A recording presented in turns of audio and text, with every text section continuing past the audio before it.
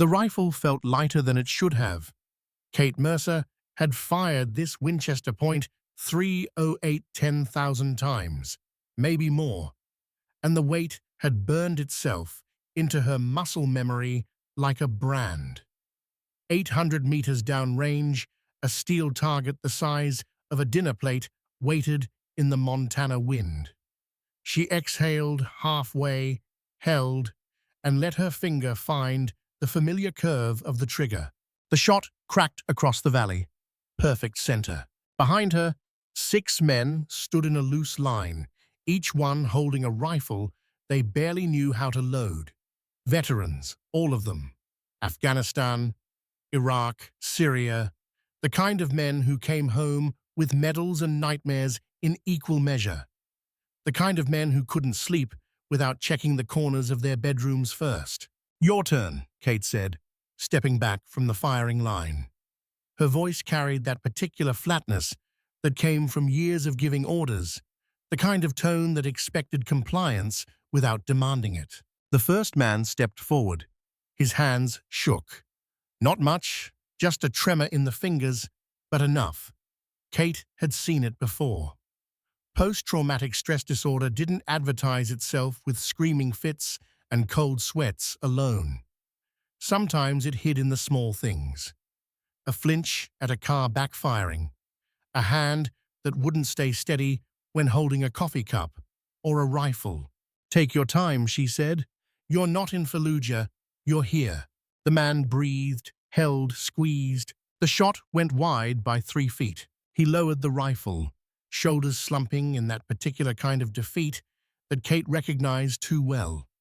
The weight of failure, even in something as simple as hitting a steel plate, could crush a man who'd already been broken once. "Again," Kate said. Not harsh, not soft, just there. He raised the rifle. This time, his breathing steadied. The tremor lessened.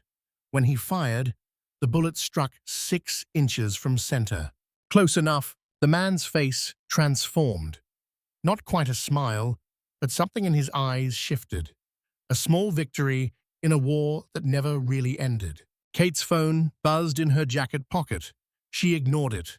The phone buzzed again. 6 times in rapid succession, each vibration a small earthquake against her ribs.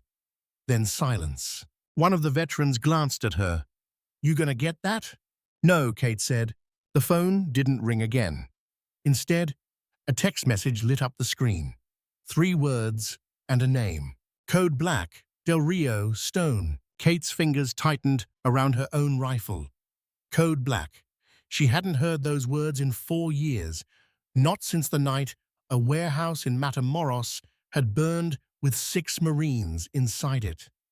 Not since the night she'd lost her team and gained a new understanding of how little the word honor meant when politics got involved. General Stone didn't use Code Black unless the world was ending, or about to. "We're done for today," Kate said, her voice cutting through the morning air with the precision of a scalpel. The veterans looked at her, confusion mixing with concern, but they knew better than to ask questions. Men like them understood when a conversation was over. She walked back to her cabin, each step measured and deliberate, the way she'd been trained to move through hostile territory, slow enough to avoid panic, fast enough to matter. Inside, she pulled out a satellite phone, the kind that worked when cell towers didn't, and dialed the number she'd memorized but never written down. General Marcus Stone answered on the first ring. "Mercer." His voice sounded older than she remembered, weathered by too many years of sending young people to die for causes that looked different depending on which side of the classified briefing you sat on. "I'm retired, General." "I know, I signed the papers myself." Kate waited. Stone wasn't a man who wasted words, which meant whatever came next would be both terrible and true. "Bus hijacking," Stone said. "Del Rio, Texas. Border checkpoint between us and Mexico. 47 hostages, mostly kids on a school trip, middle schoolers." Kate felt something cold slide down her spine. Middle schoolers, 12, 13, 14 years old. The age when you still believed the world made sense, when you thought adults had answers, when you trusted that someone would save you if things went wrong. Send Border Patrol SWAT, Kate said. FBI hostage rescue. Why are you calling me? Stone paused. In that pause, Kate heard the weight of something unsaid, something heavy enough to make a three-star general hesitate. Because one of those kids is Emma Hayes. The world stopped. Emma, 14 years old, brown hair cut short because she hated dealing with tangles. A scar on her left knee from a bike accident when she was 9. Emma, who Kate had pulled out of the foster system 6 years ago when the girl had nowhere else to go. Emma, who wasn't Kate's daughter by blood, but was her family in every way that mattered. "I'm coming," Kate said.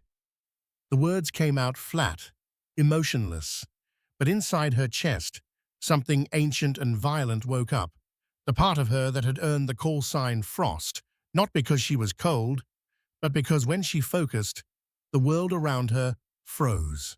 "Wait," Stone said. "There's a complication. I don't care about complications. Colonel Vincent Cross is running the operation. He specifically requested you as an observer." Kate's hand tightened on the phone hard enough to make the plastic creak. "Cross? I don't know any Cross. He knows you. Matamoros, 2021. He was there. The warehouse. The fire. The screaming. The smell of burning flesh, mixing with cordite and diesel fuel." Kate had tried to forget Matamoros for 4 years, had buried it so deep in her mind that most days she could pretend it never happened. But some memories didn't stay buried. Some memories waited, patient as cancer, for the right moment to resurface. "What does he want?" Kate asked. "I don't know," Stone said. "But Kate, listen to me. Watch your back. Cross is complicated. And whatever's happening in Del Rio, it's not what it looks like. It never is." Kate hung up. She stood in the center of her cabin, surrounded by the life she'd built from the ruins of her military career, and felt it all slipping away like water through cupped hands. She had 3 hours to get to Del Rio, 3 hours to prepare for whatever hell waited at the border, 3 hours to become Frost again. She started packing. The drive from Montana to Texas took 14 hours at legal speeds. Kate made it in 11. The highway stretched ahead of her like a gray ribbon, cutting through the American heartland, mile after mile of empty land that gave her too much time to think. Emma, smart, stubborn, angry at the world for all the right reasons. The kind of kid who asked why instead of accepting what she was told. The kind of kid who needed someone to teach her that the world could be trusted, even when every instinct screamed otherwise. Kate had been that person, or tried to be. 6 years ago, she had found Emma in a group home in Billings, a skinny 8-year-old with eyes that had seen too much too soon. Parents dead in a car accident. No relatives willing to take her. The foster system chewing her up, one placement at a time. Kate had been between deployments then, home for a mandatory rest period after a tour in Afghanistan that had lasted 9 months too long. She'd volunteered at the group home because therapists said it would help with the transition back to civilian life, that working with kids would remind her what she was fighting for. Emma had been sitting alone in the corner of the recreation room, reading a book about wolves. When Kate asked what she was reading, Emma had looked up and said, "Did you know wolves mate for life? Once they pick someone, they never leave them. Not like people." 3 months later, Kate had filed the first set of paperwork. 2 years after that, the adoption went through. Emma Hayes became Emma Mercer in everything but the legal documents Kate couldn't quite bring herself to finalize. Because Kate knew what happened to people who got close to her. She'd seen teammates die. She'd watched good people get chewed up by bad decisions made in windowless rooms thousands of miles from the battlefield. She'd learned that the only way to keep people safe was to keep them at arm's length. But Emma had slipped past her defenses anyway. And now Emma was sitting in a bus, surrounded by men with guns, waiting for someone to save her. Kate pressed harder on the accelerator. The speedometer climbed to 90. Del Rio, Texas sat on the border like a wound that never quite healed. The town itself looked tired, the kind of place where buildings sagged under the weight of too many hot summers and not enough money to fix what broke.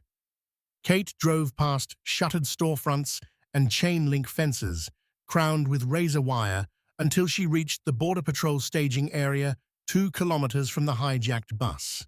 The staging area looked like every forward operating base Kate had ever seen. Temporary structures, vehicles parked in tactical formations, men and women moving with the kind of purposeful urgency that came from knowing people's lives hung in the balance. The only difference was the landscape. No desert sand here, just scrubland and dust, and the brown ribbon of the Rio Grande, winding between America and Mexico like a scar. Kate showed her identification to the checkpoint guard, a young Border Patrol agent who looked at her military ID and waved her through without questions.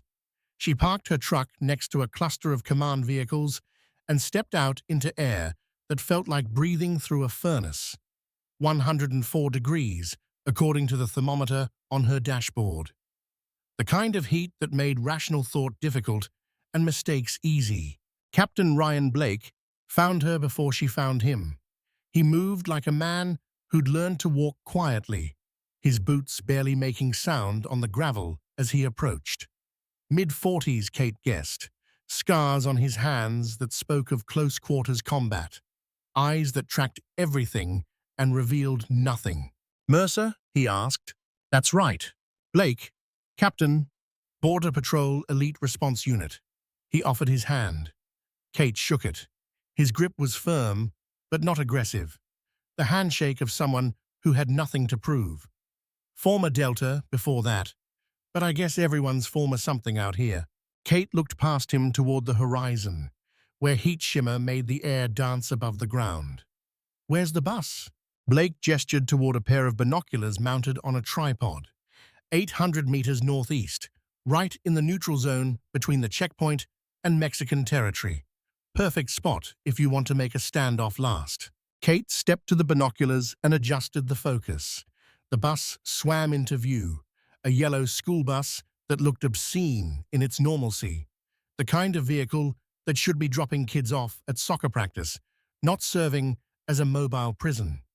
8 figures moved around it, all wearing masks, all carrying AK-47s with the casual confidence of people who knew how to use them. 47 hostages, Blake said from behind her. 38 students between 12 and 14 years old. 9 adults. 2 teachers, 1 bus driver, 6 parent volunteers.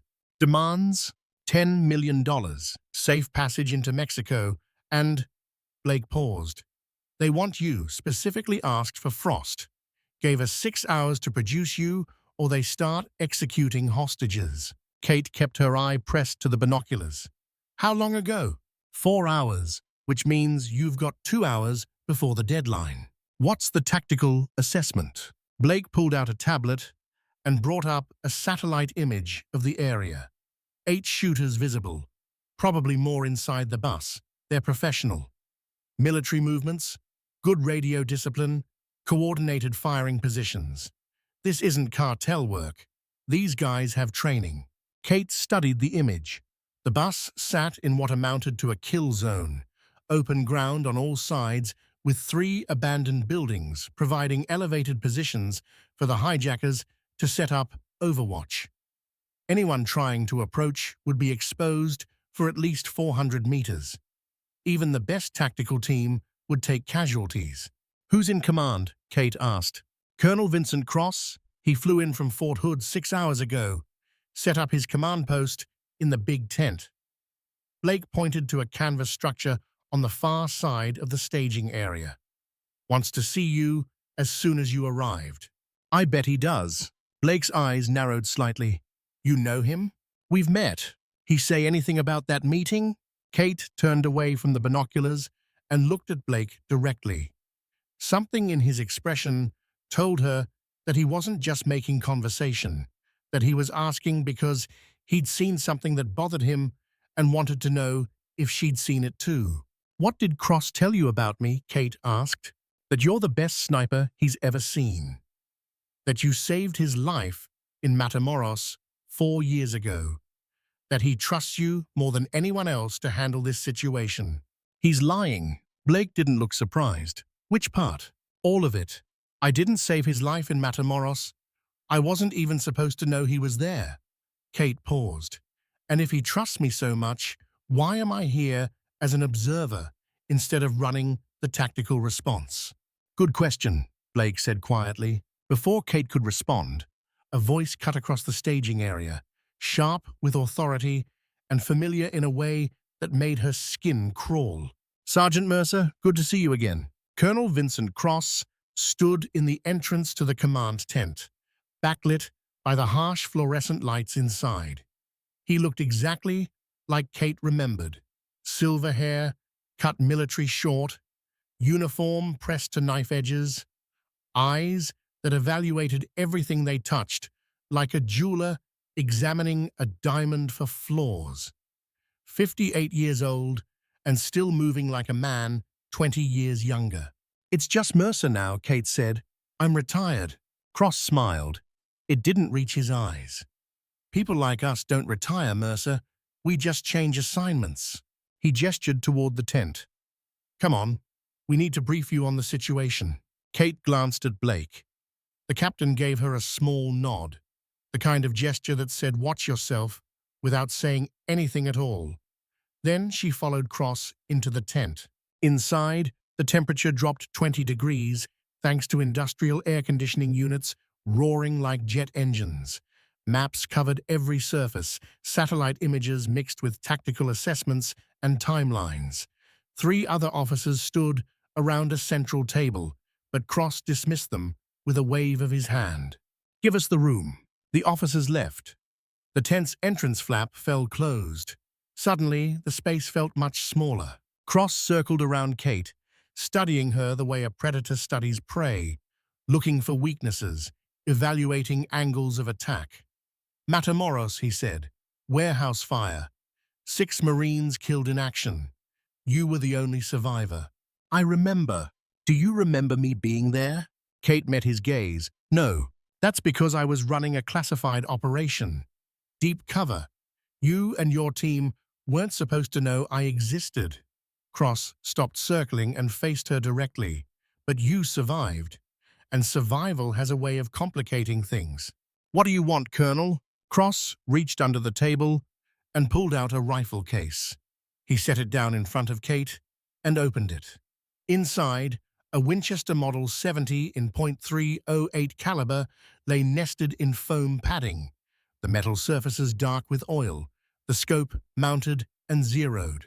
But something was wrong. Kate picked up the rifle and examined it closely. The serial number had been filed off, the metal smoothed until no trace of identification remained. A ghost gun. Untraceable. The kind of weapon you used when you didn't want anyone to know where the bullet came from.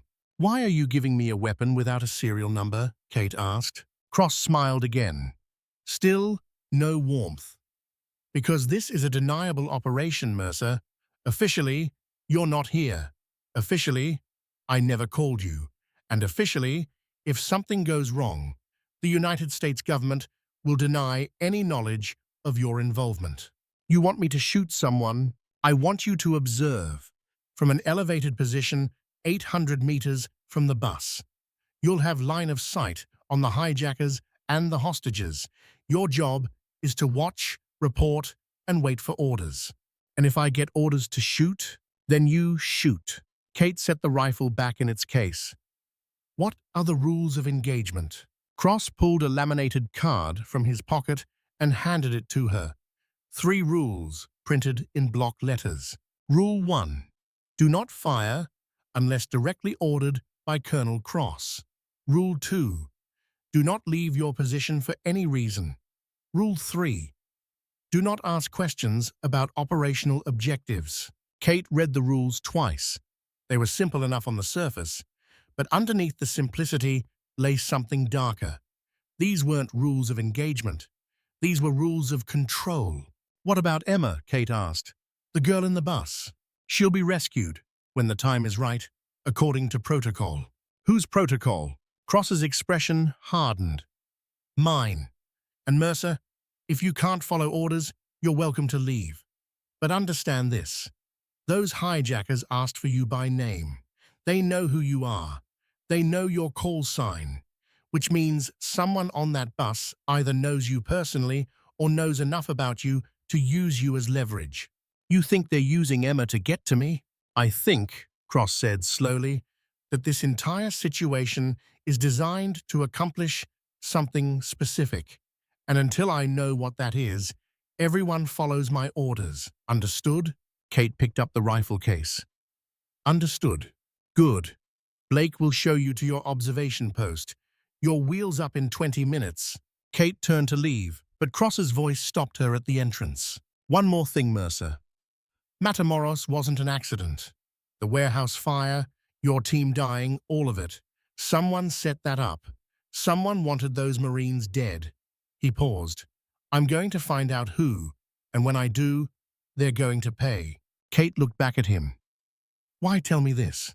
Because whoever set up Matamoros is connected to what's happening here, and I think you deserve to know that the people who killed your friends might be the same people holding that bus. The observation post occupied the third floor of an abandoned office building 800 meters from the bus, exactly as Cross had specified. The structure had been some kind of border administration facility once, back when Del Rio had money and hope in equal measure. Now, it was just concrete and broken glass and birds' nests in the corners. Blake led Kate up 3 flights of stairs, their footsteps echoing in the empty stairwell. On the 3rd floor, someone had already set up a shooting position near a window that faced northeast toward the bus.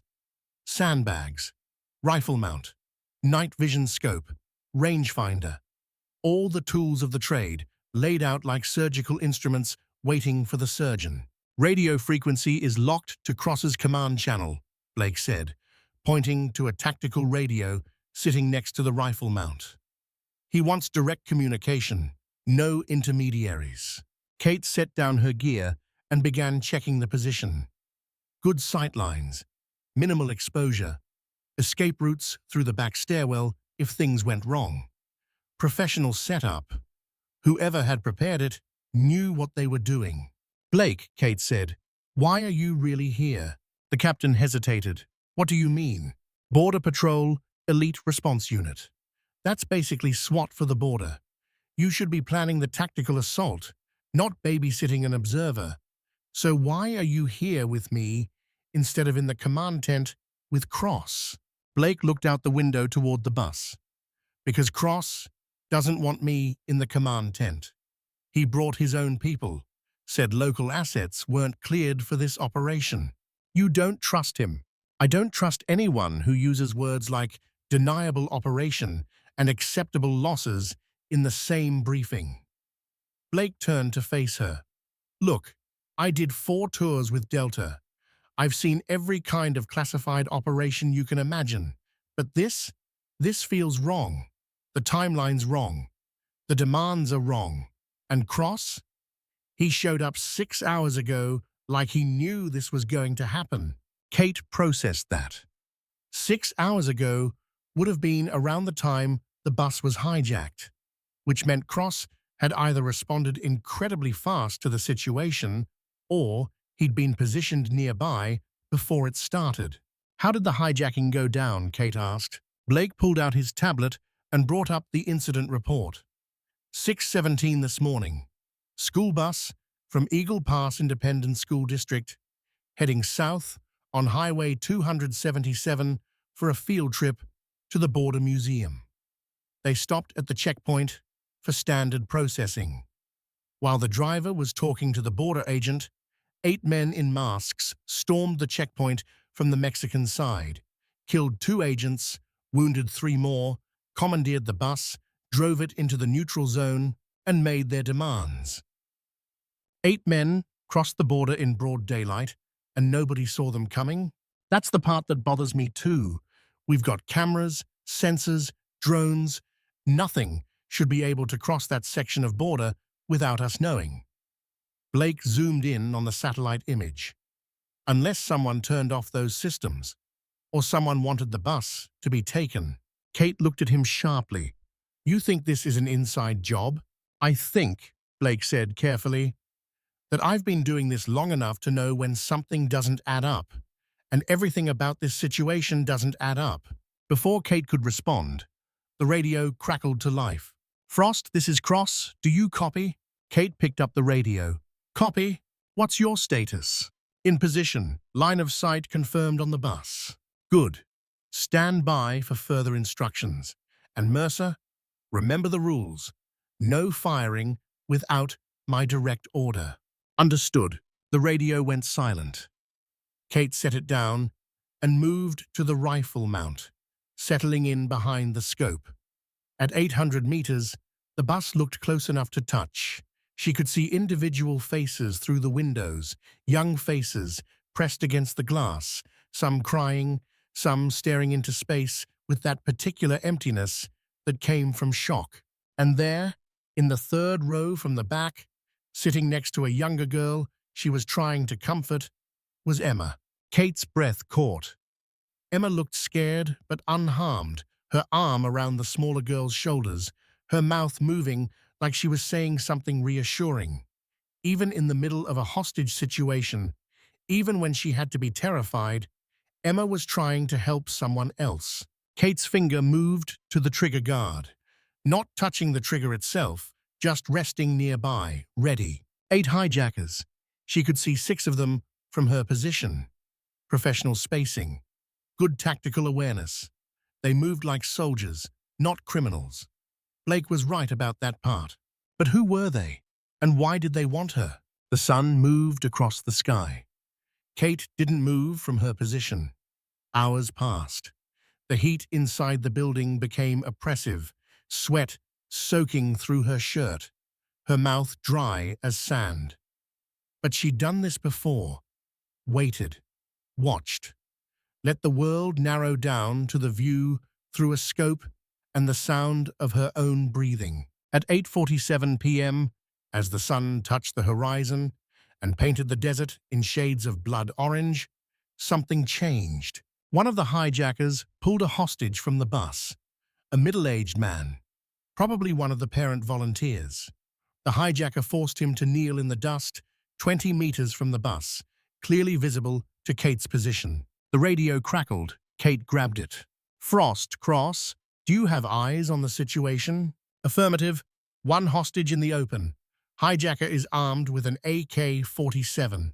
Stand by. Kate watched through the scope as the hijacker raised his rifle and pointed it at the man's head. The hostage started crying, his shoulders shaking. Cross, Kate said into the radio, I have a shot. Permission to engage. Negative, stand down. He's going to execute the civilian. I said stand down, that's an order. Kate's finger moved to the trigger. 3 pounds of pressure. That's all it would take. 3 pounds, and the hijacker would drop before his brain registered the sound of the shot. The hostage would live, but she'd be disobeying a direct order. And disobeying orders had consequences. The hijacker's finger tightened on his own trigger. Kate made her decision. She fired, but she didn't aim for the hijacker. She aimed for the ground 6 inches from his left boot. The bullet impacted in a spray of dust and rock fragments. The hijacker jerked back, startled, scanning the horizon for the source of the shot. In that moment of confusion, the hostage threw himself sideways and rolled toward the bus. Other hijackers grabbed him and pulled him inside. The radio exploded with Cross's voice. Who authorized that shot? Kate kept her eye pressed to the scope. Nobody, But the rules of engagement don't say I can't shoot the ground. You just revealed your position. If they have counter-snipers, you're dead. They don't have counter-snipers. If they did, I'd already be dead. Stand by for disciplinary action. Standing by. Kate waited for the counterattack that never came. The hijackers didn't fire back at her position. They didn't even seem particularly concerned about her shot. They just pulled the hostage back inside the bus and resumed their positions as if nothing had happened, which meant Cross was wrong. They weren't trying to kill her. They wanted her alive for something. 5 minutes later, a different voice came through the radio. Not Cross. Distorted by some kind of electronic modulation, rendered artificial and inhuman. Nice shot, Frost. But that's your freebie. Next time someone kneels in the dust, they don't get back up. The transmission ended with a click. Kate stared at the radio. That voice hadn't come through Cross's command frequency. It had come through a different channel entirely, which meant someone else had access to her radio. Someone who knew her position, her frequency, and her call sign. Someone on that bus. Kate keyed the radio back to Cross's frequency. Did you hear that transmission? Cross's reply came back cold and clipped. Negative. What transmission? Someone just spoke to me on this frequency. Not you. After a pause, then, impossible. This is a secure channel. Colonel, someone has access to our communications. Another pause. Longer this time. Kate could almost hear Cross thinking, calculating, adjusting his strategy based on this new variable. Return to base, Cross said finally. We need to debrief. Negative, I'm staying in position. That's not a request, Mercer, and I'm not following it. You put me here to watch that bus. I'm watching it. You're disobeying a direct order. Add it to my file. Kate disconnected the radio and turned it off entirely. Whatever Cross wanted to say could wait. Right now, she needed to think. Someone on that bus knew her call sign, knew her frequency, and they were playing a game that she didn't understand yet. A game with rules that hadn't been explained, and stakes that felt bigger than 47 hostages in a desert standoff. The question was who and why. Kate settled back behind the scope and waited for answers that would come one way or another when the sun rose again. But answers weren't the only thing coming with the dawn. At 11:32 p.m., footsteps echoed in the stairwell below Kate's position. Slow, deliberate, not trying to hide. Kate drew her sidearm and moved away from the window, pressing herself against the wall next to the stairwell entrance. The footsteps grew louder, closer. A voice called out from the darkness. Easy, Frost. I'm friendly. Blake stepped into view, hands raised, showing he was unarmed. Kate lowered her pistol but didn't holster it. Cross sent you to bring me in? Cross doesn't know I'm here. Blake moved into the room and shut the door behind him.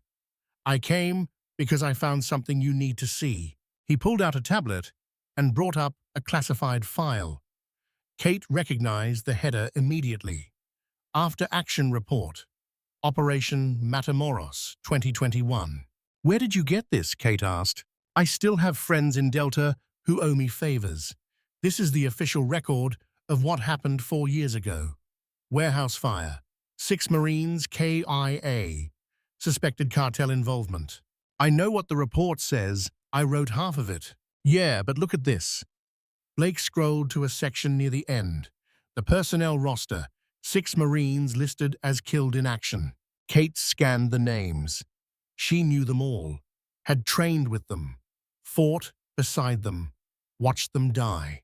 Sergeant Marcus Vale, Corporal Jin Park, Lance Corporal Tommy Rivera, Private First Class James Chen, Private Sarah Mitchell, and Corporal David Hayes, Emma's father, the man Kate had promised to bring home safe. I know the roster, Kate said quietly. Look at the investigation notes, the ones that aren't in the public version. Blake highlighted a section of text. Fire department recovered 4 bodies. Dental records confirmed Rivera, Chen, Mitchell, and Hayes, but Vale and Park never found, listed as presumed dead due to the intensity of the fire. Kate felt something cold settle in her stomach. What are you saying? I'm saying 2 bodies were never recovered, which means maybe, just maybe, they didn't die in that warehouse. Kate thought back to Matamoros. The explosion. The fire spreading faster than physics should allow. The smell of accelerant mixing with burning flesh. She'd been outside the warehouse when it went up, providing overwatch from a rooftop 200 meters away. She'd seen the whole thing through her scope. She'd seen Marcus Vale go into that warehouse, seen Jin Park follow him. Neither one had come out. But Blake was right. No bodies meant no confirmation. And in the world of classified operations, presumed dead wasn't the same as confirmed dead. Why are you showing me this? Kate asked. Blake zoomed in on a photograph attached to the file. It showed Marcus Vale, taken during training at Quantico 3 years before Matamoros. Strong jaw, dark eyes, the kind of face that looked comfortable giving orders. Because, Blake said, about 2 hours ago, I intercepted a communication between Cross and someone he called Winter. They were discussing tactical positions for tomorrow morning. And Cross said something interesting. He said, when Frost returns to the bus, Winter terminates the package. Kate's grip tightened on her pistol. Winter? I did some digging. Winter is a call sign. Belongs to a sniper named Claire Frost. Former Marine Scout sniper. Currently freelance. Best long-range shooter I've ever seen records for. She's apparently been contracted for this operation. Contracted by who? By Cross, and her assignment? Eliminate Frost when you make your second approach to the bus. Kate processed this. Cross had hired a sniper to kill her, which meant whatever was happening in Del Rio, it wasn't about rescuing hostages. It was about eliminating witnesses. There's more, Blake said. He pulled up another file, this one showing satellite imagery from the morning of the hijacking. Look at the timestamp. This image was taken at 6:14 a.m., 3 minutes before the bus was taken. See that convoy of vehicles on the Mexican side of the border? Kate looked. 3 black SUVs, positioned exactly where the hijackers would later cross from. Those vehicles were there 20 minutes before the hijacking. They were waiting. Blake zoomed in on one of the SUVs. And look who's in the driver's seat of the lead vehicle. The image was grainy, but Kate could make out a figure behind the wheel. Male. Dark hair. Familiar profile. I can't confirm it without better resolution, Blake said. But that looks a hell of a lot like Marcus Vale. Kate stared at the image. Marcus. Her former team leader. The man who'd taught her half of what she knew about long-range shooting. The man she had watched walk into a burning building and never walk out. If Marcus was alive, if he'd survived Matamoros, then everything Kate thought she knew about that night was wrong. And if Marcus was one of the hijackers, if he was the one who'd asked for her by name, then this wasn't about random terrorism or hostage negotiations. This was personal. Why would Marcus take a bus full of kids? Kate asked. I don't know, but I think Cross knows. And I think whatever Marcus is planning, Cross wants it stopped before it goes public. Blake shut down the tablet. Look, I'm not asking you to trust me. We just met. But I am asking you to consider the possibility that you're a pawn in someone else's game, and pawns get sacrificed. Kate holstered her pistol and moved back to the window. Below, the bus sat in the darkness, lit by portable floodlights that turned the surrounding sand into a stage. Somewhere in that bus, Emma waited for rescue, and somewhere in the darkness, Marcus Vale watched and planned and executed a strategy that Kate couldn't see yet. What do you suggest? Kate asked. I suggest we find out what Marcus really wants, before Cross kills everyone to keep them quiet. Kate looked at Blake. You're talking about going against direct orders, about investigating a superior officer. That's career suicide. Yeah, Blake said, but I've done the career thing. Had the medals, made the rank, followed the orders, and you know what I learned? Sometimes the orders are wrong. Sometimes the only way to do the right thing is to ignore the people telling you what right means. Kate thought about Emma, about Marcus, about Cross, and his ghost gun, and his rules that weren't really rules at all.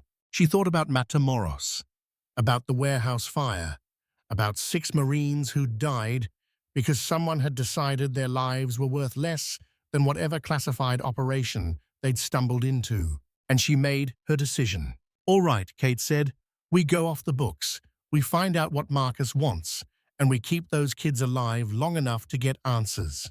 Blake nodded. There's one more thing you should know.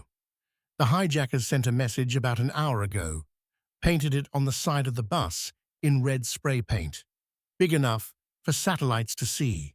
What did it say? Blake pulled up a photo on his tablet.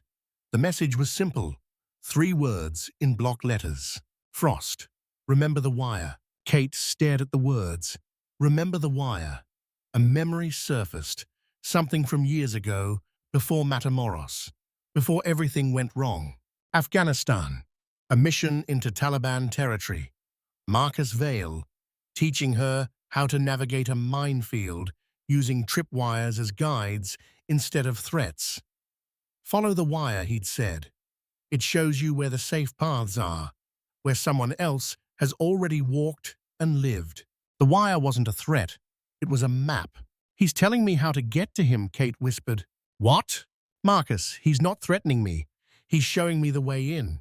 Kate grabbed the tablet and zoomed in on the area between her position and the bus. 800 meters of open ground, exposed and lethal. But if she looked carefully, if she thought like Marcus had taught her to think, she could see the pattern. Small disturbances in the sand. Paths that looked random but weren't. Routes that would keep her in dead zones where the hijackers couldn't get clean shots. Marcus had left her a map, a wire to follow, a way to reach the bus without getting killed. The question was whether she should take it. I'm going in, Kate said. Blake grabbed her arm. That's suicide. Cross will have you arrested, or shot. Cross wants me dead anyway. At least this way, I get to choose how I die. And if it's a trap, if Marcus is trying to lure you in just to kill you, Kate looked at the message again. Frost. Remember the wire. If Marcus wanted her dead, he'd had 4 years to make it happen. He could have found her in Montana any time he wanted, could have put a bullet through her window while she slept. But he hadn't, which meant he wanted her alive, needed her for something. It's not a trap, Kate said. It's an invitation. She started gathering her gear. The Winchester, extra ammunition, water, first aid kit, everything she'd need to cross 800 meters of hostile territory and survive what waited on the other side. Blake watched her prepare. When are you going? Dawn. When the light's bad and the heat shimmer makes shooting difficult, I'll have maybe a 2-hour window before Cross realizes what I'm doing. And then I find out what Marcus wants, why he took that bus, why he asked for me. Kate paused. And why Cross is so desperate to keep me from finding out. Blake pulled a small device from his pocket and handed it to Kate. Encrypted radio, frequency hopping. Cross can't intercept it. If you need backup, call me. I'll come running. Kate took the radio. Why are you helping me? Blake smiled, tired and sad. Because 4 years ago, I had to follow orders that got good people killed. I'm tired of following bad orders. Maybe it's time to follow good people instead. Kate nodded once. Then she turned back to the window and the waiting darkness and the bus that held her foster daughter and the ghost of a man she'd thought was dead. Dawn would come in 6 hours, and with it answers or death, probably both. Dawn came to the Texas desert like a knife cutting through fabric, sharp and sudden and unforgiving.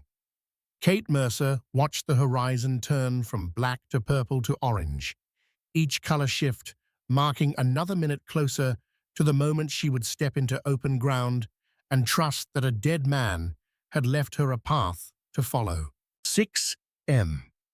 The sun cleared the edge of the world and flooded the desert with light that hurt to look at.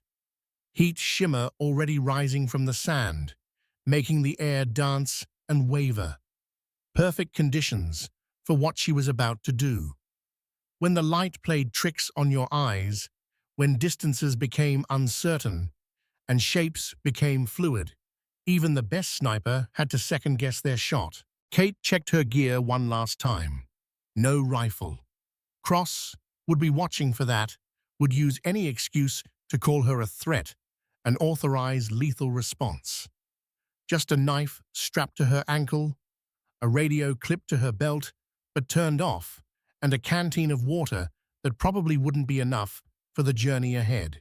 She moved to the window and looked down at the 800 meters of open ground between her position and the bus. In the early morning light, she could see what she'd missed in darkness. Small disturbances in the sand, rocks placed in patterns that looked random but weren't. A path, just like Marcus had promised. Just like he'd taught her to see years ago when they'd worked together in places where one wrong step meant death. The wire wasn't visible. It never was. But if you knew how to look, if you understood the language of disturbed earth and deliberate placement, you could follow it as clearly as footprints in snow. Kate climbed down the 3 flights of stairs and stepped out into the morning. The staging area was quiet. Most personnel still asleep or gathered around coffee makers in the command tent. She moved along the perimeter, staying low, using vehicles for cover until she reached the edge of the safe zone. Then she stepped into the open. The first 100 meters were the worst. Every instinct screamed at her to run, to find cover, to get out of the kill zone as fast as possible. But running would attract attention. Running would make her a target. So she walked, slow and steady, hands visible, moving like someone who had every right to be there. Nobody shot her. At 200 meters, she heard engines starting behind her. Cross had noticed. Border Patrol vehicles moving into position, probably to intercept her, or provide covering fire, or do something that would turn this into a firefight. But she didn't look back.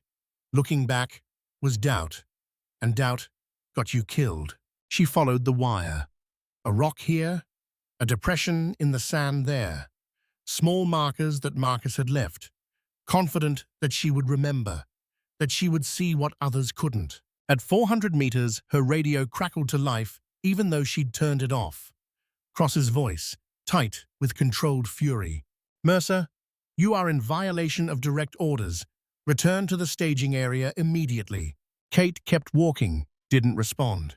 Let Cross waste his words on empty air. "Mercer, I am authorizing use of force to extract you from the field. Last warning." Still nothing. Kate's eyes stayed fixed on the path ahead, reading the signs Marcus had left, trusting that he hadn't led her into a trap. At 600 meters, the shooting started, but not at her. The hijackers around the bus opened fire into the air, short, controlled bursts that sent rounds cracking over Kate's head high enough to miss but close enough to remind everyone watching that they could hit her if they wanted to. Cross's vehicles stopped advancing. In a hostage situation, you didn't return fire when civilians were in the line of danger. You held position, and you negotiated, and you waited for a tactical advantage. Kate reached the bus at 780 meters from her starting point, 20 meters short of the full 800 because Marcus's path had curved slightly to avoid open sightlines. She stopped 10 meters from the vehicle, hands still visible, and waited. One of the hijackers stepped out. Male, 6 feet tall, wearing a mask that covered everything but his eyes. He carried an AK-47, like it was an extension of his arm. Comfortable and familiar. He circled Kate once, checking for weapons, then gestured toward the bus door. Inside, he said. His voice was American. No accent, the kind of voice you'd hear ordering coffee or asking for directions. Kate climbed the steps. The interior of the bus smelled like fear and sweat and the particular staleness that came from too many people breathing the same air for too long. 47 faces turned to look at her. Some hopeful, some afraid, some too exhausted to register emotion anymore. Emma sat in the third row from the back, exactly where Kate had seen her through the scope. When their eyes met, Emma's face crumpled and she started to stand, but a firm hand on her shoulder kept her in place. An Asian woman, mid-30s, sitting next to Emma with the kind of protective posture that said she'd been looking after the girl. The woman's eyes met Kate's, and in that moment, Kate saw something that made her breath catch. Recognition.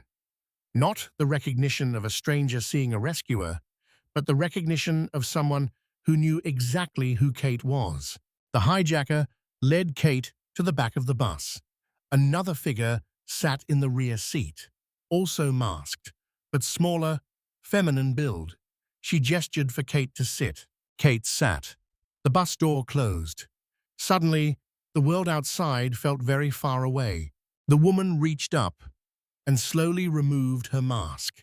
Dark hair cut short, a scar running from her right ear down her neck, the kind of scar that came from something sharp and personal.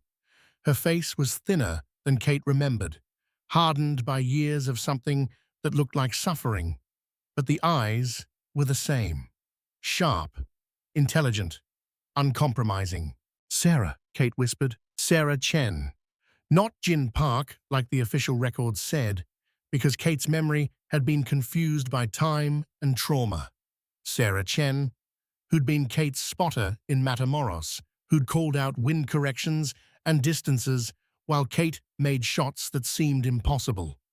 Sarah Chen, who'd gone into that warehouse with Marcus Vale and supposedly died when it exploded. Except she hadn't died. She was sitting right here, alive and scarred, and looking at Kate with an expression that mixed relief and anger in equal measure. "Surprised?" Sarah's voice sounded rough, damaged by whatever had given her that scar. "I thought you were dead." "You were supposed to. We all were." Sarah leaned back against the seat. "Matamoros wasn't what they told you, Kate. It was never about the cartel. It was never about drugs or weapons smuggling or any of that official story bullshit." Kate glanced toward Emma, who was watching them with wide eyes. "Can we talk somewhere private?" "No, because in about 30 seconds, Cross is going to do something desperate, and I need you to understand what's really happening before that happens." Sarah pulled out a USB drive from her pocket. "This contains everything: video, audio, documents, proof of what Matamoros really was." Which was? An arms deal. American military weapons being sold to Mexican cartels. Not intercepted. Not stolen. Sold. By a group of officers who decided that their retirement funds were more important than the people who'd die from those weapons. Sarah's hand tightened on the USB. Marcus found out. He tried to report it through proper channels. 2 weeks later, they burned us alive. Kate processed this. An inside job, not enemy action, but friendly fire in the worst possible sense. Who gave the order? Colonel Vincent Cross, then a major, running Black Ops out of Fort Hood. He orchestrated the whole thing, set up the meeting with the cartel, arranged the weapons transfer, and when Marcus threatened to expose him, Cross planted C4 in the warehouse and detonated it remotely. "How did you survive?" Sarah touched her scar. "Marcus pulled me out through a back window before the main explosion. We were both burning, both barely conscious. The cartel found us, thought we were useful, kept us alive." Her eyes went distant. 4 years, Kate. 4 years in Mexico. No ID, no papers, no way home. Working for the cartels just to stay alive. until 6 months ago when we finally escaped. Kate looked at the USB drive. Why didn't you go to the authorities, the FBI, DOJ, someone? Because Cross has people everywhere. Because the conspiracy goes higher than one corrupt officer. Because if we'd tried to expose it through official channels, we'd be dead before we finished filing the paperwork. Sarah leaned forward. So we came up with a different plan. Create a situation big enough that Cross has to come out into the open. Big enough that media coverage forces transparency. Big enough that when we release this evidence, the whole world is watching. You took a bus full of kids to force Cross into a trap. We took a bus full of kids because we knew you'd come. And we knew that if anyone could see through Cross's lies, it would be you. Sarah's expression softened slightly. We're not going to hurt them, Kate.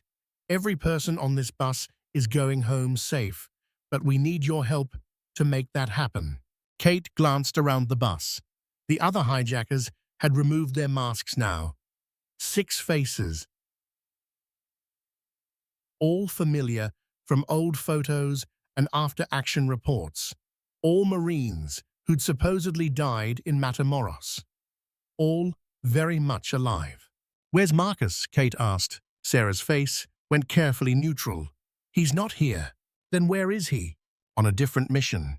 One that you don't need to know about because the less you know, the safer you are. Kate didn't buy it, but she let it go for now. What do you need from me? Simple. In 18 hours, there's going to be a press conference at the border. International media, live coverage, cameras everywhere. We're going to release every hostage unharmed, and then you're going to take this USB drive and hand it to the reporters. Tell them what happened in Matamoros. Tell them that Cross is a war criminal. Cross will kill me before I get that far. Not if you're on live television with 100 cameras pointed at you. He can't risk the exposure. Sarah held out the USB. This is justice, Kate, for everyone who died in that warehouse, for everyone who's died from the weapons Cross sold, for everyone who trusted the system and got betrayed. Kate took the USB. It felt heavier than it should, weighted with 4 years of secrets and blood. And if I say no, then we move to Plan B, which involves a lot more violence and a lot less certainty that everyone gets out alive. Sarah met her eyes. But I don't think you'll say no, because Emma's on this bus, and you'd burn the whole world down to keep her safe. Kate looked at Emma again. The girl was trying to appear brave, but Kate could see the fear underneath, the trembling in her hands that she was trying to hide. 18 hours, Kate said. Then everyone goes free, no exceptions. No exceptions, Sarah agreed. The radio on Kate's belt crackled to life. Cross's voice, tight and dangerous. Mercer, you have 60 seconds to exit that bus, or I'm authorizing tactical intervention. Sarah smiled without humor. He's bluffing. He won't risk the hostages. You sure about that? No. But I'm counting on you being valuable enough that he won't kill you just yet. Kate stood up and moved toward the bus door. Emma grabbed her hand as she passed. Are you leaving? The girl's voice was small, younger than 14. Just for a little while. But I promise you, Emma, I'm getting you out of here. All of you. Emma nodded, trying to be brave. Kate squeezed her hand once, then let go and walked to the front of the bus. She descended the steps into the morning heat and found herself facing Ryan Blake, who'd driven one of Cross's vehicles to within 100 meters of the bus. Blake stepped out of the vehicle, hands visible, weapon holstered. You've got some explaining to do. They're not terrorists, Kate said. They're victims. And Cross is the one who made them that way. I know. Kate stopped. You know? Blake nodded toward his vehicle. Get in. We need to move before Cross decides to do something stupid. They drove back toward the staging area in silence.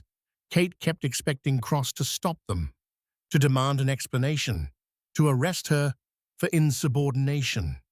But the colonel's voice didn't come through the radio. No vehicles moved to intercept them. The whole staging area seemed to be holding its breath. Blake parked behind the command tent, out of sight from the main operation. Cross called in reinforcements 2 hours ago. Special operations team out of Fort Benning. Not SEALs, not Rangers. Something else. Something off the books. How do you know this? Because I intercepted the communication, and because I recognized the unit designation. Blake pulled out his tablet and showed Kate a classified file. Task Force Nightfall, CIA Black Ops, the kind of unit that doesn't exist on paper and doesn't leave witnesses. Kate scanned the file. 12 operators. Mission profile, direct action, high-value target elimination, 0 footprint. The kind of people who made problems disappear permanently. When do they arrive? Kate asked. They're already here.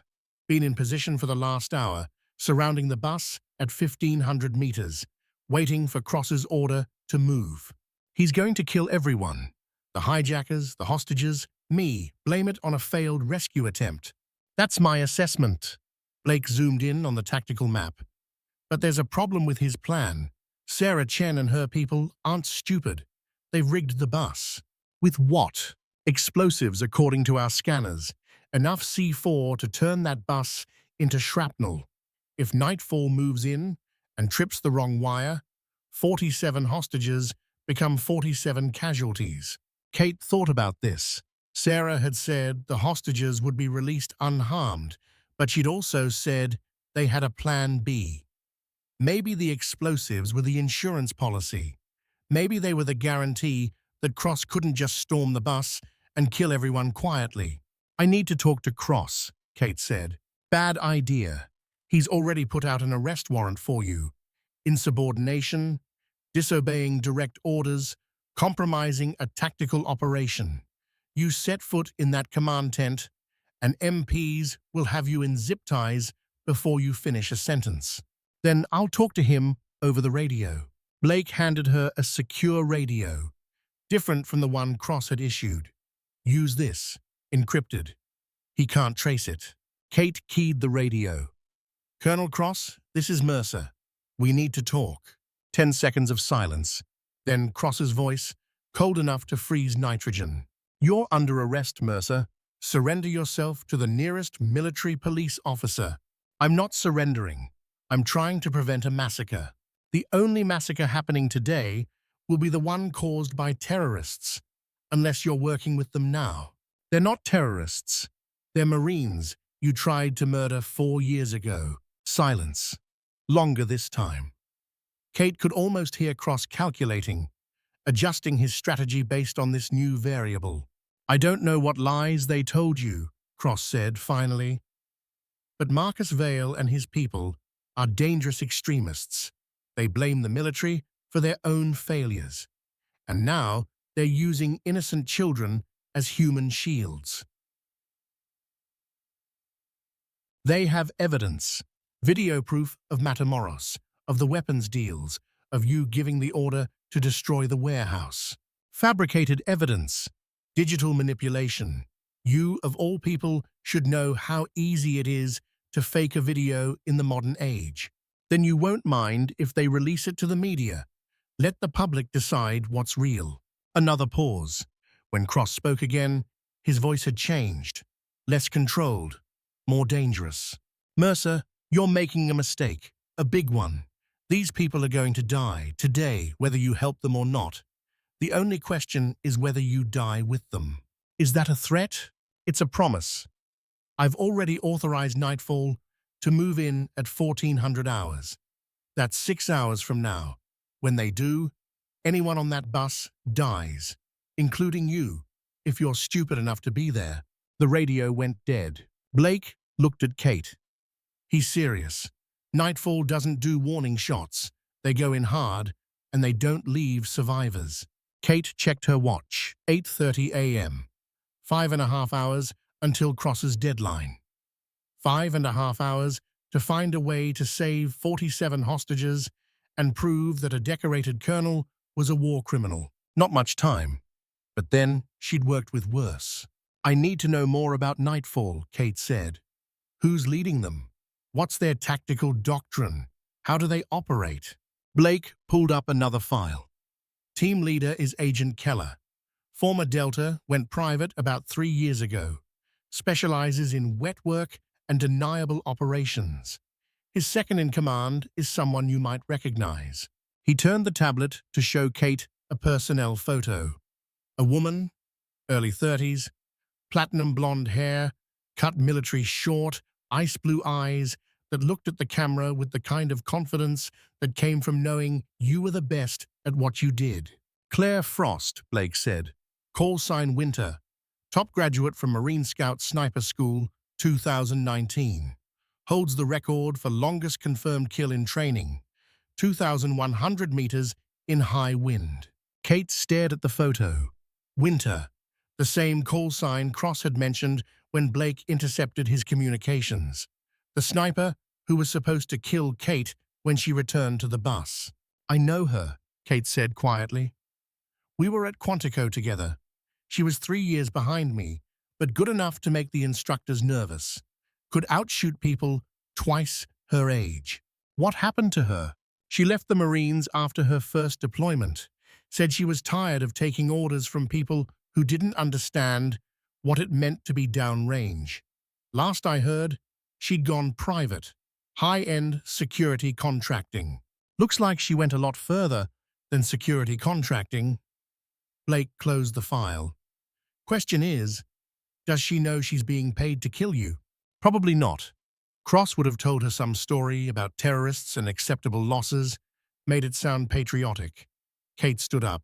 I need to get a message to her before nightfall moves in. How? She's not going to answer a phone call from you. Kate thought about this. Claire Frost. Winter.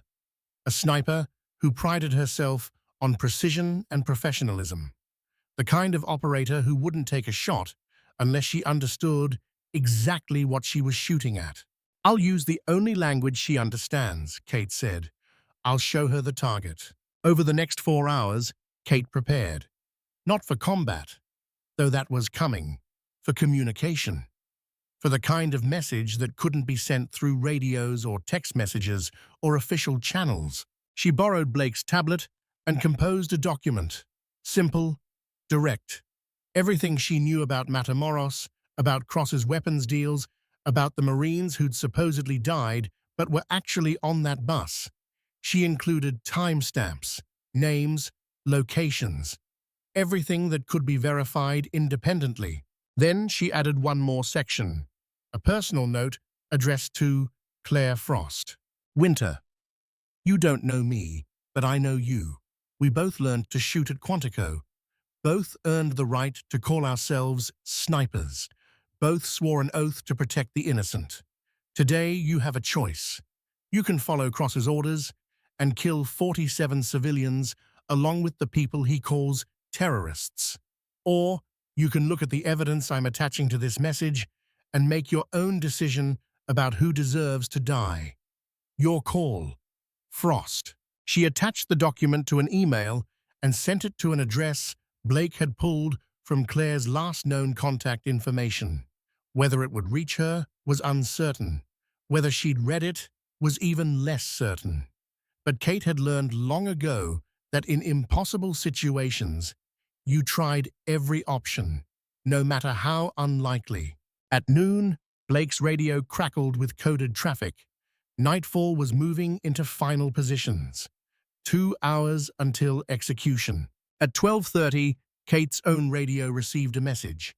Unknown sender, text only. Received your message. Reviewing evidence. Will advise, Winter. Not a promise, not an alliance, just acknowledgement. But it was more than Kate had expected. At 1300 hours, 1 hour before the deadline, a helicopter landed at the staging area. Kate watched through binoculars as a figure stepped out, someone she recognized from old photographs and briefing files. Marcus Vale. He looked older than his pictures, weathered by years of hard living. The burns Sarah had mentioned were visible on his hands and neck, scars that spoke of fire and pain and survival against odds that should have been impossible. He wore civilian clothes, jeans, and a work shirt, nothing that identified him as military. But he moved like a soldier, economical and aware, the kind of movement that came from training so deep it became instinct. He walked directly to the command tent. Cross stepped out to meet him, and the two men shook hands like old friends, reuniting after too long apart. Kate's blood went cold. Marcus and Cross, together, shaking hands, smiling. Blake saw it too. What the hell? Kate grabbed the binoculars and zoomed in on their faces. She read their lips, caught fragments of conversation. Phase 1 complete, Marcus said. Frost believed Sarah. She's committed. Good, Cross replied. Winter's in position. 2 hours out. When Frost returns to the bus, Winter takes the shot. Clean, no witnesses. They were working together. Marcus and Cross. The man Kate thought was fighting for justice, and the man who'd tried to kill him 4 years ago. Partners in whatever plan was really happening here, which meant Sarah's story had been a lie, or a partial truth, or something worse than either. Kate felt the world tilt sideways. Everything she'd believed for the last 8 hours, every assumption she'd made about who to trust and who to fight, suddenly became uncertain. I need to get back to that bus, Kate said. That's suicide. If Marcus and Cross are working together, you're walking into a trap. I know, but Emma's still in there, and whatever game they're playing, I need to understand it before people start dying. Blake grabbed her arm. Kate, listen to me. Something doesn't add up. If Marcus is working with Cross, why take the bus at all? Why create this whole situation just to kill you? Cross could have had you assassinated any time in the last 4 years. Kate thought about this. Blake was right. This was too elaborate for a simple assassination. Too many moving parts. Too much risk of exposure. There's something else going on, Kate said. Something bigger than just killing me. Like what? Kate pulled up the tactical map on Blake's tablet. Where's the nearest population center to Del Rio? El Paso, about 80 miles northeast. What's happening in El Paso today? Blake did a quick search. His face went pale. Border Security Summit. 3 U.S. senators, the Secretary of Homeland Security, and representatives from 6 allied nations, discussing immigration reform and border enforcement. When does it start? 2 hours ago. It's happening right now. Kate felt pieces clicking into place. The bus hijacking isn't the real target. It's a diversion. Cross and Marcus are using it to pull resources away from El Paso, to create chaos at the border while something else happens. What else? Kate zoomed in on the El Paso location. The summit was taking place at a downtown hotel, 12 stories, lots of windows. Perfect sniper positions. Winter isn't here to kill me, Kate said. She's here to kill the senators. And Cross is using the bus hijacking to make it look like terrorism, to cover up the fact that it's actually political assassination. Blake stared at the map. That's insane. Is it? 3 senators investigating Pentagon corruption. 3 people who could expose Cross's weapons deals.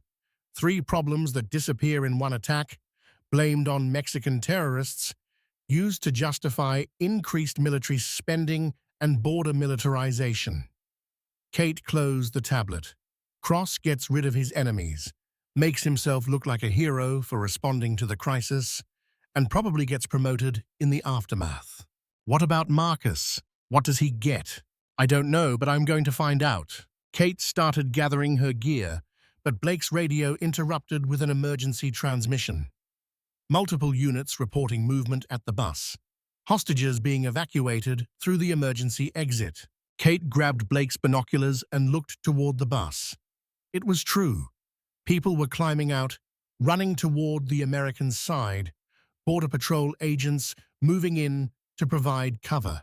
47 hostages, all running, all alive, which meant Sarah had kept her promise, or Marcus had changed the plan, or something Kate didn't understand was happening. Her radio crackled, Sarah's voice urgent. Frost, They're gone. The hostages are safe. But you need to know something. Marcus lied to me too. This whole thing was never about justice. It was about creating the perfect cover story for Winter's attack. He used us, used our trauma, used our desire for revenge. A pause. There's something else. Your foster daughter, Emma. She wasn't randomly on that bus. Cross arranged for her school to take this specific field trip on this specific day. Emma was the bait to make sure you'd come. Kate felt something break inside her chest. Emma. Targeted. Used as leverage to manipulate her into position. Where's Marcus now? Kate demanded. Gone. Helicopter picked him up 5 minutes ago. Heading northeast. Sarah's voice cracked. I'm sorry, Kate. I thought we were the good guys. Turns out, we were just pawns. The transmission ended. Kate looked at Blake. El Paso. We need to get to El Paso right now. That's 80 miles. Even in a helicopter, we'd barely make it before Winter takes her shot. Then we better move fast. They ran for Blake's vehicle, but Cross's voice boomed across the staging area through loudspeakers. All personnel, we have a situation. Hostages are secure. Primary targets remain at large. Lethal force authorized. I repeat, lethal force authorized against Sarah Chen and associated terrorists. Gunfire erupted around the bus. Border Patrol units that Blake didn't recognize, probably Cross's people, opening fire on Sarah and the 5 other Marines who'd stayed behind to cover the hostage evacuation. Kate watched through binoculars as Sarah took a bullet to the shoulder and went down. The other Marines tried to protect her, returning fire, but they were outnumbered and outgunned. We have to help them, Kate said. If we do, we won't make it to El Paso in time to stop Winter. Kate looked at the bus, at Sarah bleeding in the sand, at the people who'd been used and betrayed just like she had. Then she looked northeast, toward El Paso, toward 3 senators who didn't know they were about to die. 47 hostages safe, or 3 senators dead. Sarah Chen dying in the desert, or Claire Frost prevented from killing. The math was simple. The choice was impossible. Kate made it anyway. Get Sarah and her people, Kate told Blake. Use your authority as captain. Pull them out before Cross's people finish them. What are you going to do? I'm going to El Paso. I'm going to stop Winter, and then I'm going to make Vincent Cross answer for every person he's hurt. Blake nodded once. Then he was running toward the bus, shouting orders, using his rank to override Cross's kill order. Some of the Border Patrol agents listened. Others didn't. Gunfire intensified. Kate didn't wait to see how it turned out. She commandeered a Border Patrol helicopter, the pilot too surprised to argue when she flashed her old military credentials and barked orders like she still had the authority to give them. They lifted off. The desert fell away beneath them, brown and vast and indifferent to the small dramas of humans fighting and dying on its surface. Kate pulled out her phone and composed a message to Claire Frost. Winter, check your bank account, see who's really paying you, then decide if that's the person you want to be. Frost. She hit send and watched the phone's signal bars flicker as they flew northeast toward El Paso, toward a hotel full of politicians who thought they were safe, toward a sniper who thought she was following orders, toward the moment when Kate Mercer would have to choose between taking a life to save 3 or trusting that even assassins had lines they wouldn't cross. The helicopter's blades beat against the air like a racing heart, 80 miles at 120 knots, 40 minutes if they pushed it, 40 minutes to stop a killing that had been planned for months and set in motion by people who understood how to make murder look like policy. Below them, the Texas landscape blurred past, desert giving way to scrubland, giving way to the outskirts of civilization, roads and houses and the sprawl of El Paso rising like a concrete jungle in the middle of nowhere. Kate's phone buzzed, a message from an unknown number. Check the account. You're right. But what makes you think I care who's paying me?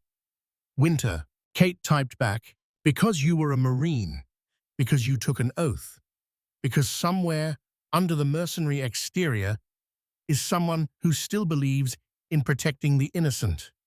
Prove me wrong. Frost. No reply. Kate didn't expect one. Either Winter would listen or she wouldn't. Either she'd pull back from the assassination or she'd take her shots and collect her blood money. The helicopter pilot's voice crackled through the headset. Ma'am, I've got the hotel on visual. Where do you want me to put down? Kate scanned the downtown area. The summit was taking place at the Paseo del Norte Hotel, a 12-story structure surrounded by shorter buildings. Perfect for a sniper to set up on one of the elevated positions with clear line of sight. But where? Which building? Which floor? Which window? Kate thought like a sniper. What would she look for?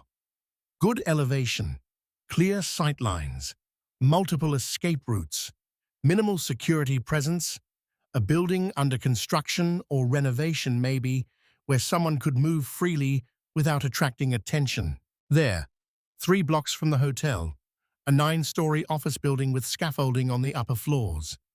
Construction signs indicated it was being renovated. Perfect cover for someone who needed to set up equipment and wait for the right moment.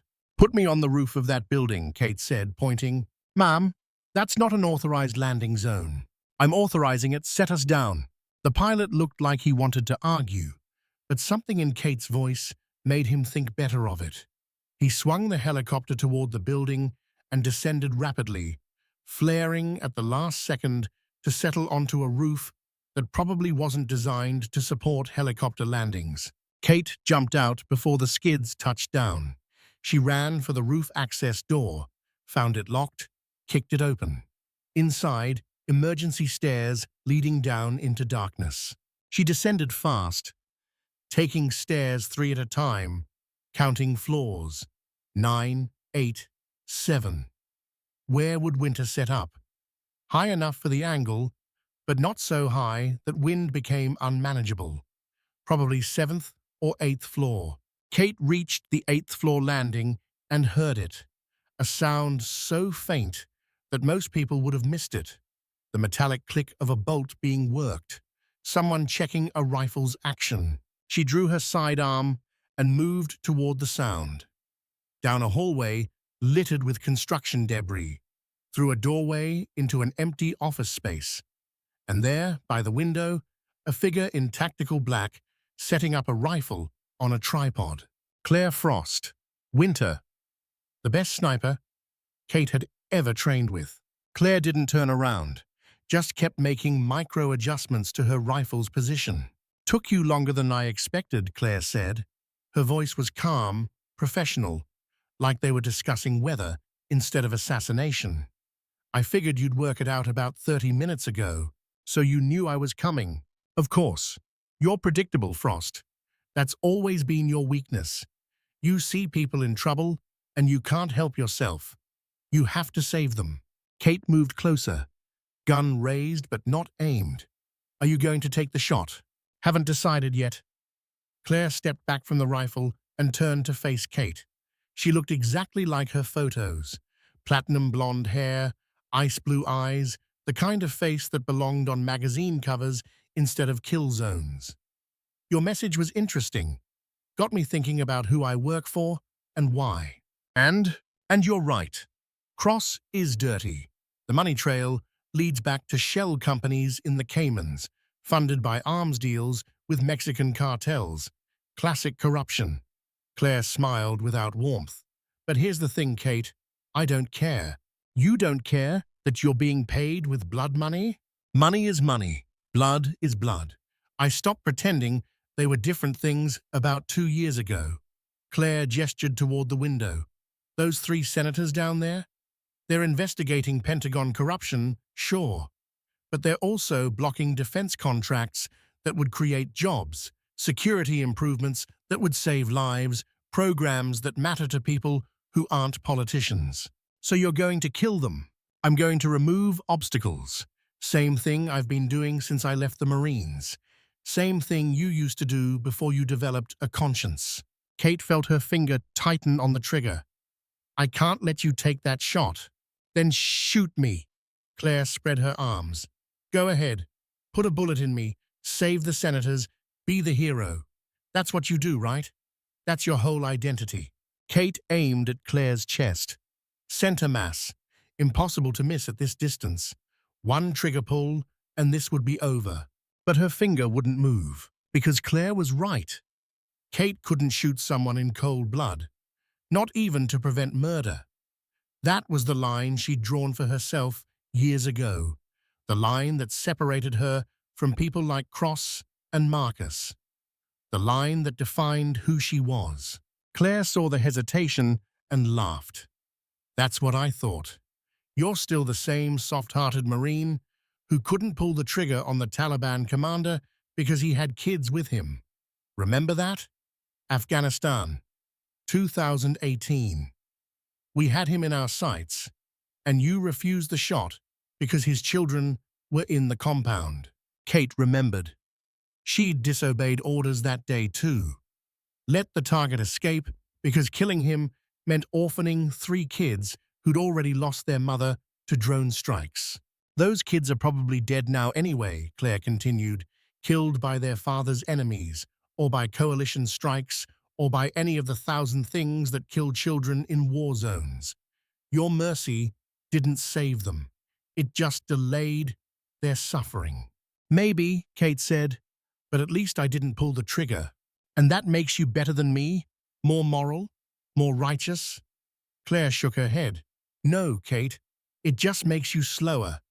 Hesitation gets people killed. I learned that. You never did. Kate's phone buzzed. A text from Blake. Sarah Chen stable. 5 others injured but alive. Cross arrested by MPs on your testimony. But Marcus Vale escaped. Helicopter headed to Mexico. Kate showed the message to Claire. Your employer just got arrested. The money's gone. The mission's compromised. You can walk away. Claire read the message and smiled. Or I can finish the job and disappear before anyone connects me to Cross. 3 shots, 3 bodies, 12 seconds of work for what amounts to a lifetime of financial security. She turned back to her rifle. Kate raised her gun. Claire, don't. Shoot me or don't. But make your choice fast, because my window opens in 90 seconds. Kate's mind raced. She couldn't shoot Claire, but she couldn't let her kill 3 senators either, which meant she had one option left. She aimed at the rifle and fired. The bullet struck the scope, shattering the lens and knocking the weapon sideways off its tripod. Claire spun, drawing her sidearm, but Kate was already moving. She closed the distance in 3 steps and kicked the gun from Claire's hand. They collided in a tangle of limbs and violence. Claire fought like someone who'd learned to survive in places where weakness meant death. Fast, brutal, no wasted movement. But Kate had survived those places too. And she'd learned that sometimes survival meant doing things that violated every principle you'd ever held. She locked Claire's arm behind her back and drove her face first into the floor, grabbed zip ties from her belt and secured Claire's wrists. Then she pulled out her phone and called Blake. I've got Winter. Send local PD to my location and get someone to warn those senators that they need to evacuate immediately. Copy that. Kate, you did good. Kate looked at Claire, who was staring up at her with something that might have been respect or might have been hatred. Did I? Kate asked, but Blake had already disconnected. She sat down against the wall and waited for the police to arrive. Outside the window, El Paso continued its day, unaware of how close 3 of its most important residents had come to dying. Unaware of the conspiracy that had tried to turn a border crisis into political cover for murder. But they would know soon, because Kate still had Sarah's USB drive, still had the evidence that would expose Cross and everyone who'd helped him. The war wasn't over. Marcus Vale was still out there. Cross's Keo conspirators were still in power. The weapons deals were still happening.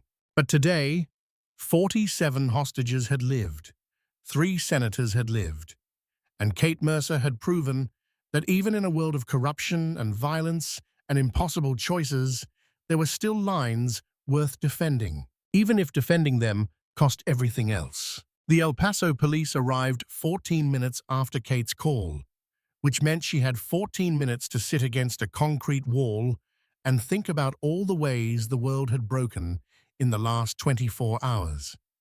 Claire Frost lay zip-tied on the floor 6 feet away, silent except for the occasional shift of position that made the plastic restraints creak. The damaged rifle rested near the window, useless now, its scope shattered into crystal fragments that caught the afternoon light like drops of frozen blood. Kate's phone buzzed, Blake's name on the screen. "Cross is in custody," he said, without preamble. "Military police have him at Fort Bliss.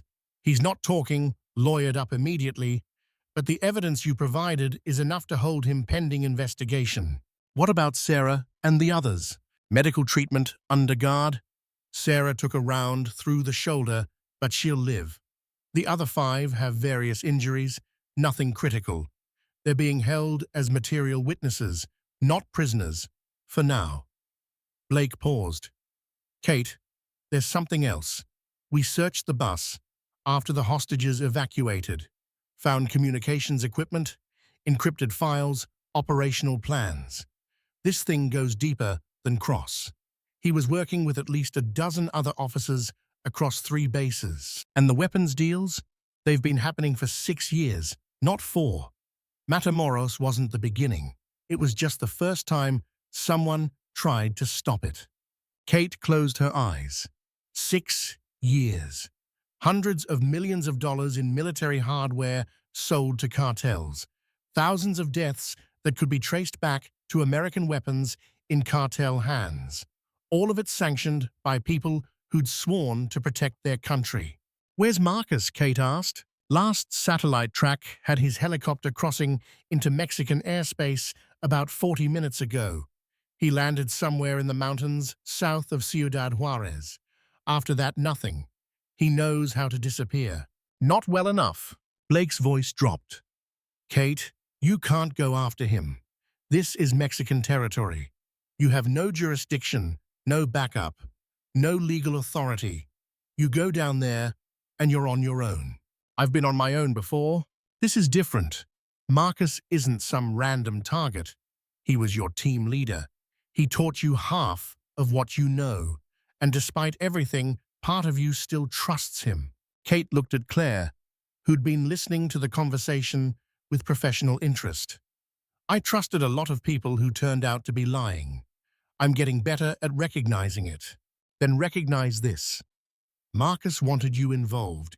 He specifically requested you, manipulated Sarah into believing he was on her side, used your foster daughter as bait to guarantee you'd come.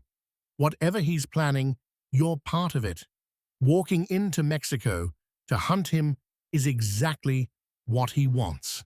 Then I'll give him what he wants, and when I'm close enough, I'll put a bullet in whatever plan he's built." Kate disconnected before Blake could argue further. The police were coming up the stairs now.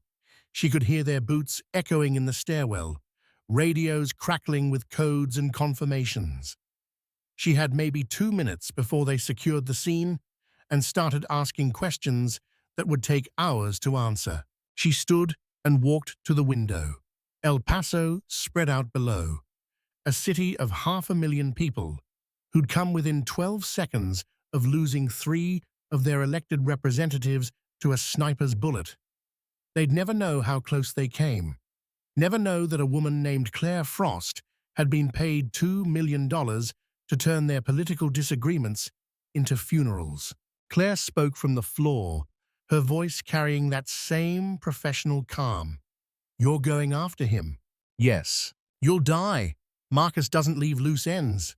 "Neither do I." Claire laughed, short and bitter. "You think you're the hero in this story, the righteous Marine who's going to bring the bad guys to justice. But you know what you really are? You're the same as me. Same training, same skills, same willingness to kill for what you believe in. The only difference is I'm honest about it. Kate turned from the window. The difference is I kill to protect people. You kill for money. I kill for freedom, for the ability to choose my own path instead of following orders from people who send young men and women to die for oil and political theater. Claire met Kate's eyes. You really think you're any different? You've killed dozens of people. Taliban fighters in Afghanistan, cartel soldiers in Mexico, that terrorist in Syria who was holding the school. Every one of them had a family. Every one of them thought they were fighting for something righteous. And you shot them anyway because someone told you they were the enemy. They were the enemy. According to who? The same government that let Cross sell weapons to cartels? The same system that burned Marcus and Sarah alive to cover up corruption? Claire shook her head. You can't have it both ways, Kate. Either you trust the system or you don't. And if you don't trust it, then what makes your killing any more justified than mine? The police burst through the door before Kate could answer. 6 officers, weapons drawn, shouting commands in English and Spanish. Kate raised her hands slowly, let them see she was compliant, let them secure the scene and photograph the evidence and read Claire her rights, in a voice that suggested this was routine, just another day in a city that saw its share of violence. They separated Kate and Claire, put them in different rooms, started the process of statements and documentation and official record-keeping that would turn the next few hours into a bureaucratic maze. But Kate had navigated mazes before.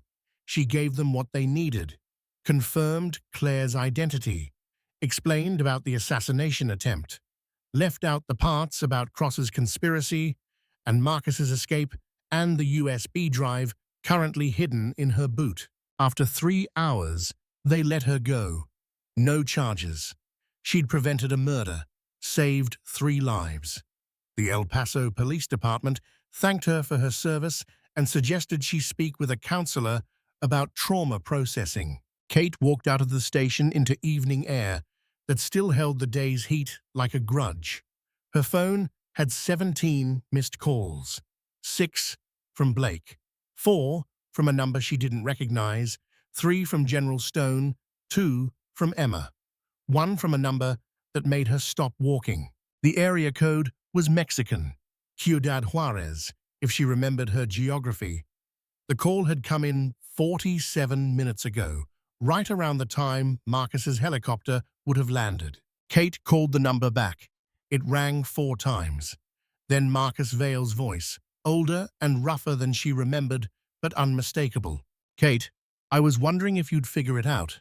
Figure what out? That all of this was for you. The bus, the hostages, Cross's arrest, Sarah's testimony, everything designed to put you exactly where you needed to be. Kate looked around the parking lot. Empty cars, streetlights beginning to flicker on. No obvious surveillance, but that didn't mean anything. Where I needed to be for what? For the choice. Marcus's voice carried something that might have been sadness or might have been satisfaction. 4 years ago in Matamoros, you made a choice. You stayed outside the warehouse on overwatch while the rest of us went in. You followed orders, trusted the chain of command, believed the mission was legitimate. I didn't know it was a trap, no. But you also didn't question when things didn't add up, didn't ask why we were hitting a cartel warehouse with no backup, no air support, no extraction plan. You just did what you were told, same as you'd always done. Marcus paused, and 6 people died because you followed orders instead of thinking. Kate felt something cold settle in her stomach. You're blaming me for Matamoros? I'm saying we all share the blame. Me for not recognizing Cross's setup sooner. Sarah for trusting the intelligence package. You for not asking the hard questions when you had the chance. His voice hardened. But the difference is, Sarah and I learned from it. We stopped trusting the system, started thinking for ourselves, while you went right back to following orders, retired to Montana, played house with a foster kid, pretended the world was simple. Emma has nothing to do with this. Emma has everything to do with this. She's the reason you came to Del Rio, the leverage that guaranteed your compliance. And if I hadn't arranged for her school to take that field trip, if I hadn't made sure she was on that bus, you'd still be in Montana teaching broken veterans how to shoot straight. Kate's hand tightened on the phone. You put her in danger deliberately. I put her in a situation where you'd have to choose between following orders and doing what was right, between trusting Cross and trusting your instincts. Marcus's tone shifted, became almost gentle. And you chose right, Kate. You stopped Winter. You saved those senators. You proved that somewhere under all that military conditioning, you still have the ability to think independently. This was a test. This was a demonstration. For you and for everyone watching. Proof that the system is corrupt from the inside. That the people we're taught to trust are the ones selling us out. Marcus paused again. Kate, I need you to do something. I need you to take Sarah's USB drive and make it public. Give it to the media. Post it online. Make sure every news organization in the country has a copy. Expose Cross and everyone who worked with him. Why don't you do it yourself? Because I'm a dead man. Walking. Cross's partners know I'm the leak. They've already put a price on my head. I've got maybe a week before someone collects. His voice dropped. But you're a hero. The Marine who stopped an assassination. When you release that evidence, people will listen. They'll believe you in a way they'd never believe me. Kate thought about the USB drive in her boot, about Sarah's testimony and the video evidence, and the documents that proved 6 years of weapons trafficking, about the truth that could bring down a dozen officers and maybe reform a system that had been broken for longer than anyone wanted to admit. And if I do this, Kate asked, if I expose everything, what happens to you? I disappear, go somewhere Cross's people can't find me, live whatever life I can build from the pieces. Marcus laughed without humor, or more likely, I get a bullet in the head within a month. But at least the truth will be out there. At least the people who died in that warehouse won't have died for nothing. There's another option, which is you come back. Turn yourself in. Testify against Cross in person.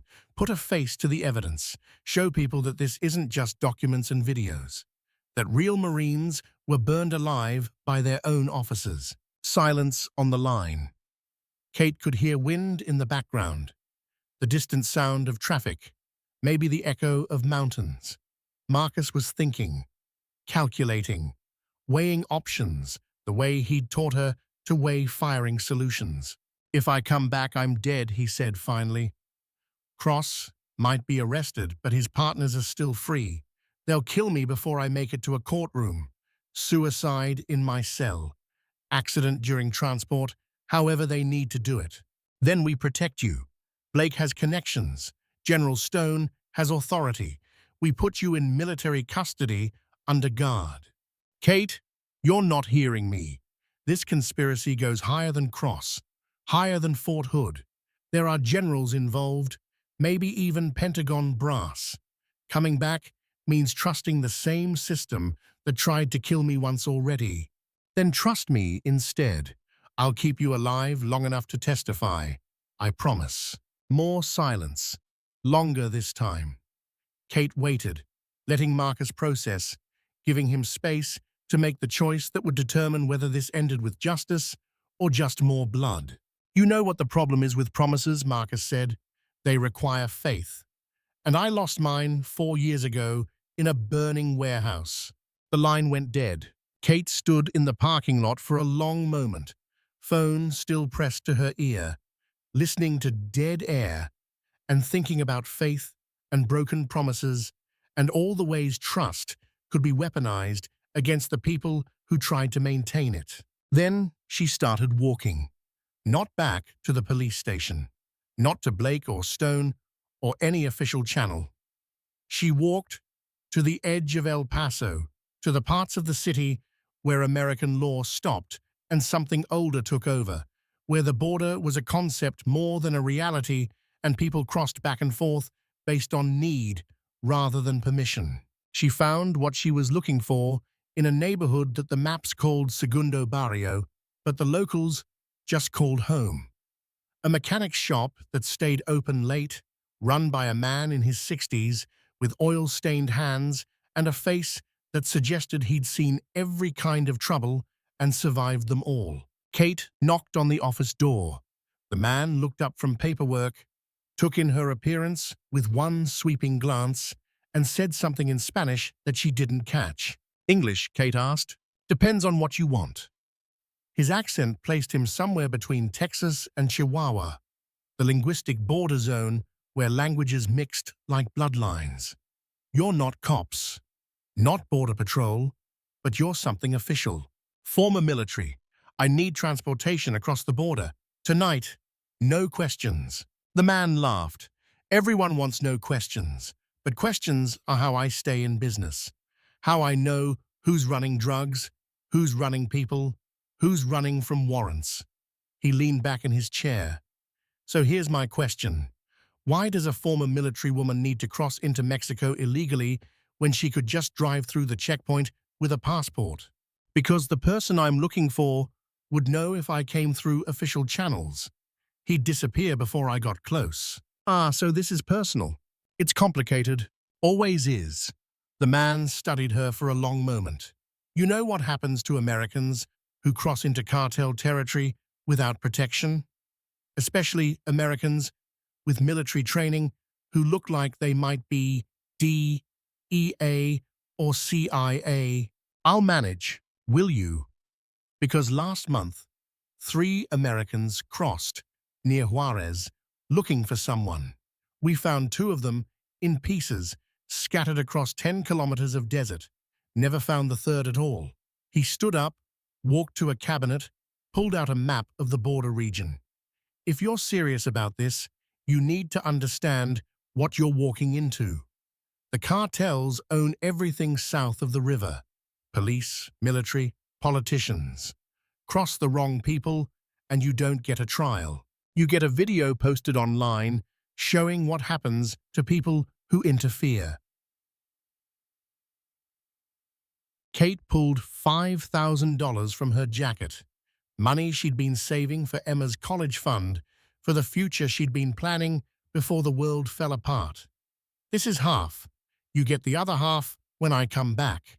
"If you come back, when?" The man looked at the money, looked at Kate, made some calculation based on factors she couldn't see, but suspected involved risk and reward, and the particular mathematics of survival in a place where both were constantly being recalculated.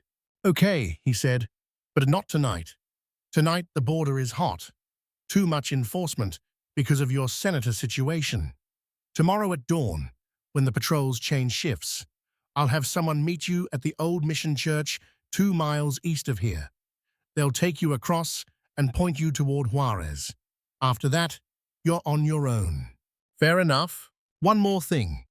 The man walked to another cabinet and pulled out a pistol, a Beretta 92 that looked well-maintained despite obvious age. "Take this. The crossing guards won't care if you're armed, but once you're across, you'll want something that speaks the local language." Kate took the weapon, checked the magazine. 15 rounds. Not much against cartel soldiers with automatic rifles and armor, but better than nothing. "Thank you," she said. "Don't thank me yet. Thank me if you make it back." Kate left the shop and spent the night in a motel near the border, the kind of place where payment was cash and names weren't required.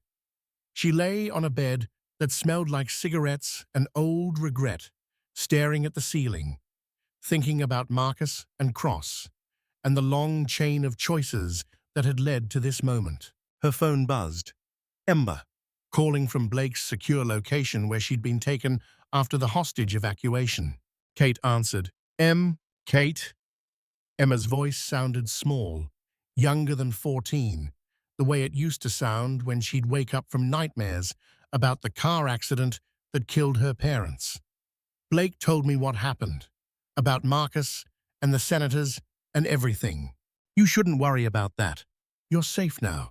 I know, but you're not. Blake said you're going after Marcus. A pause. He said you might not come back. Kate closed her eyes. Blake talks too much. Kate, please don't go. Please. I already lost my parents. I can't lose you too. You're not going to lose me. You can't promise that. Not if you're going into Mexico alone to hunt someone who's trying to kill you. Marcus isn't trying to kill me. He's trying to prove a point. What point? Kate thought about how to explain corruption and betrayal and systematic failure to a 14-year-old girl who still believed the world made sense. That sometimes the people in charge make the wrong choices, and someone has to stand up and say it's wrong. Then let someone else stand up. Let the police handle it. Let the military handle it. Let anyone handle it, except you. I can't. Marcus was my friend, my team leader. I owe it to him to at least hear him out before this ends. You owe it to me to stay alive. Emma's voice cracked. You're all I have, Kate. You're my family. And if you die trying to save someone who doesn't want to be saved, then what am I supposed to do? The question hung in the air between them, carried across digital channels and satellite relays, covering the distance between El Paso and wherever Blake had taken Emma for safety. Kate didn't have a good answer, didn't have any answer that wouldn't sound like she was choosing duty over family, mission over the girl who called her mum in moments of vulnerability. I'll come back, Kate said finally. I promise. You promised you'd always be there for me. How are you keeping that promise if you're dead in Mexico? I'm keeping it by making sure the people who put you on that bus face consequences, by proving that even when the system is corrupt, individual people can still do the right thing. Kate sat up, leaned against the headboard. When you're older, you're going to face situations where all your options are bad, where every choice leads to someone getting hurt. And in those moments, you'll have to decide what kind of person you want to be. The kind who does nothing because it's safe, or the kind who acts because it's right. That's not fair. You're making this about me when it's really about you needing to be the hero. Maybe, or maybe it's about me needing to be the person I want you to become. Someone who doesn't walk away when things get hard. Silence. Emma breathing on the other end of the line, thinking, processing, doing the emotional mathematics that every child of trauma learned too young. How to balance love and fear. How to let go when holding on felt like survival. Come back, Emma said. Whatever happens with Marcus, whatever you have to do, just come back, please. I will, I promise. Kate disconnected before Emma could argue further. She knew she'd just made a promise she might not be able to keep, knew that crossing into Mexico to confront a former Special Forces operator on his home ground was the kind of tactical decision that got people killed. But she also knew that if she didn't go, Marcus would disappear forever and the truth would disappear with him. At 5 a.m., Kate met her contact at the Old Mission Church, a woman in her 20s, driving a pickup truck with Mexican plates and a bed full of construction supplies.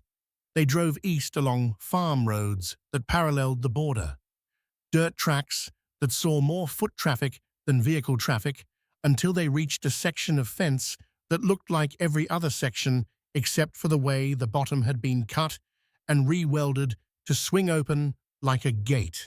The woman stopped the truck. Past here, you walk. Follow the arroyo south for 2 kilometers. You'll hit a road.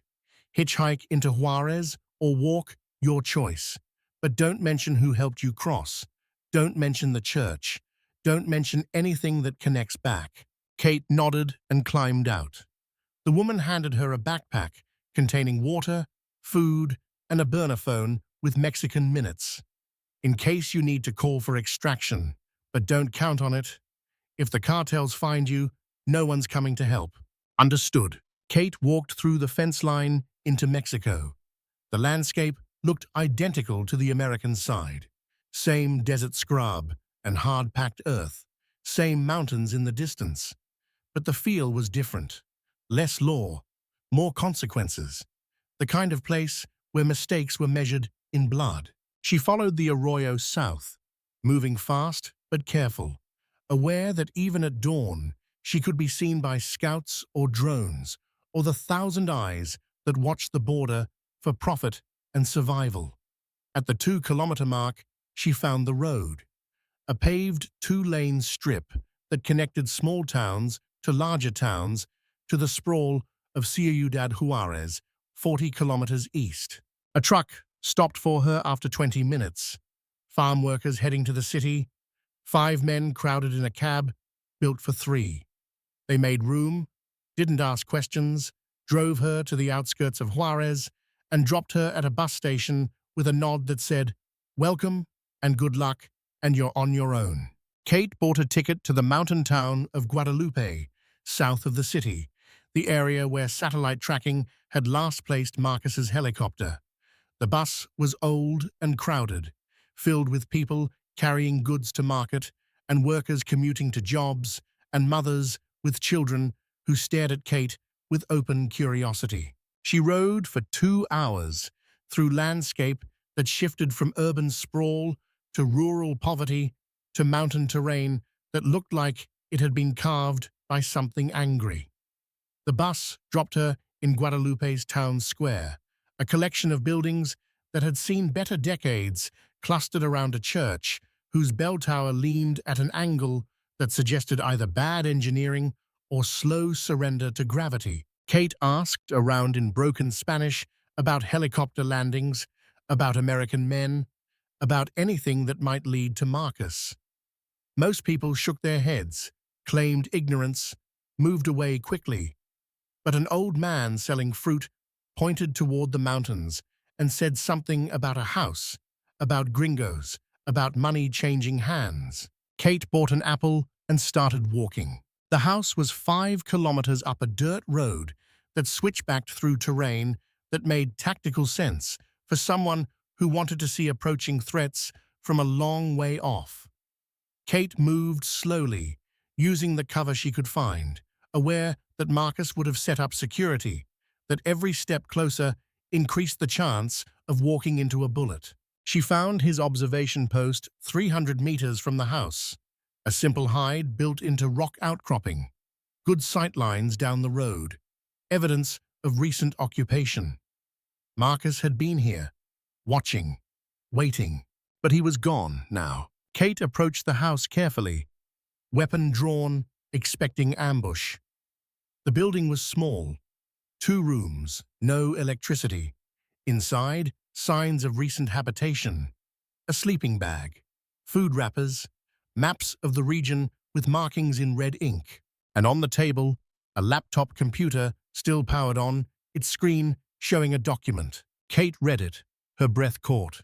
It was a confession, handwritten in digital format, dated yesterday, signed by Marcus Vale.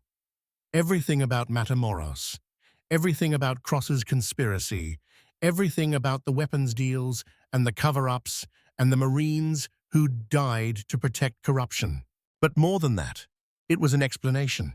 Marcus hadn't been working with Cross. He'd been pretending to work with Cross, playing along with the colonel's plan to assassinate the senators, feeding him information, gaining his trust, all so that when the moment came, when Kate stopped the assassination and exposed Cross, Marcus would have the proof needed to show that Cross's conspiracy went beyond one rogue officer. The entire hijacking had been theater, every element designed to force Cross into the open, to make him commit resources, to create a paper trail that even a military tribunal couldn't ignore. Sarah and the others hadn't been betrayed by Marcus. They'd been part of his plan, willing participants in a gambit that required making themselves look like terrorists so that Cross would believe the threat was real. And Kate had been the fulcrum. The one person Marcus knew would do the right thing when presented with an impossible choice, would save the senators, would stop Winter, would force Cross's arrest. At the bottom of the document, a note addressed to Kate. If you're reading this, you found the house, which means you didn't trust my phone call, didn't believe I was running. Good. That means I taught you better than I thought. By now, Cross is in custody. His partners are scrambling. And you have Sarah's USB drive with enough evidence to burn the whole conspiracy to the ground. Your job is simple. Make it public. Give the drive to media. Make sure everyone knows what happened in Matamoros and why. As for me, I'll be long gone before anyone reads this. There are places in the world where men like me can disappear, where the past doesn't matter and the future is whatever you make it. I'm going to find one of those places, going to try to live whatever life I can build from the ruins. Kate, I'm sorry for using Emma. Sorry for putting you through this, but I'm not sorry for doing what needed to be done. Sometimes the only way to fight corruption is to become the chaos it can't control. Stay safe, stay honest, and remember, following orders isn't the same as doing right. Marcus. Kate read the note 3 times, looked around the empty house, felt the weight of understanding settle over her like a blanket made of lead. Marcus had orchestrated everything, used everyone, manipulated Cross and Sarah and Kate herself like pieces on a chessboard, all to create the conditions necessary for truth to emerge. It was brilliant and ruthless and exactly the kind of operation that Marcus would design. But there was a problem. If Marcus had wanted to disappear, he wouldn't have left the laptop powered on, wouldn't have left a confession sitting open for anyone to find. He would have wiped everything, destroyed evidence, made sure no trace remained, which meant he wanted Kate to find this, wanted her to read it, wanted her to understand. But why? Kate's tactical instincts screamed warning half a second before she heard the voice behind her. Because I need you to know I'm not the villain. Marcus stepped through the doorway, rifle in hand, but pointed at the ground. He looked older than his photos, scarred and weathered, but his eyes held the same sharp intelligence Kate remembered. I need you to understand that everything I did for the people who died in that warehouse, for Sarah and the others who survived, for every Marine who got betrayed by the system they swore to serve. Kate didn't turn around. You were waiting for me. I knew you'd come. Knew you wouldn't accept my disappearance act over the phone. Knew you'd need to see for yourself. Marcus walked into the room, moved to stand where Kate could see him without threatening movement. And I need you to see something else before I really do disappear. Need you to understand why I can't come back, why testifying in a courtroom would be meaningless. He set down his rifle and pulled out a phone, opened a video file, handed it to Kate. The video showed a conference room in what looked like the Pentagon. 6 men in generals' stars sitting around a table. And at the head of that table, presiding over the meeting like a chairman of the board, Colonel Vincent Cross. The audio was clear. Cross's voice outlining the weapons deals. The generals nodding approval. Discussions of profit margins and distribution networks and acceptable losses. One of the generals raising a concern about oversight, about investigations from Congress. Cross reassuring him that the senators asking questions would be handled. The video was dated 3 weeks ago. This was recorded after Matamoros, Marcus said, after Cross supposedly destroyed our team to cover up his crimes. Except it wasn't a cover-up. It was business as usual. And those generals, They're still in power, still running operations, still selling weapons to cartels, while Marines die in desert missions that serve no purpose except profit. Kate looked at the faces on the screen, recognized three of them. Flag officers she'd seen at ceremonies, in briefing rooms, on television, talking about honor and sacrifice. Now revealed as architects of treason. If I testify, Marcus continued, they'll bury me, classify everything. Make sure no civilian jury ever sees this video. Make sure the truth stays locked behind national security clearances. He took the phone back. But if you release it, if you give this to every news outlet in the country, along with Sarah's evidence, then it's too big to bury, too public to classify. The truth comes out whether they want it to or not. Kate finally turned to face him. You used Emma to force my hand. Put a 14-year-old girl on a bus with armed men just to make sure I'd come to Del Rio. Yes, you manipulated Sarah and the others, made them think they were fighting for justice when really they were just props in your theater. Yes, you set up Cross to believe you'd betrayed them, made him think you were on his side, all so he'd commit resources to an assassination that you knew I'd stop. Yes, Marcus's expression didn't change. I did all of that, used everyone, lied to everyone, became exactly the kind of person I swore I'd never be, because that's what it takes to fight corruption that deep. You can't play by the rules when the rules are designed to protect the guilty.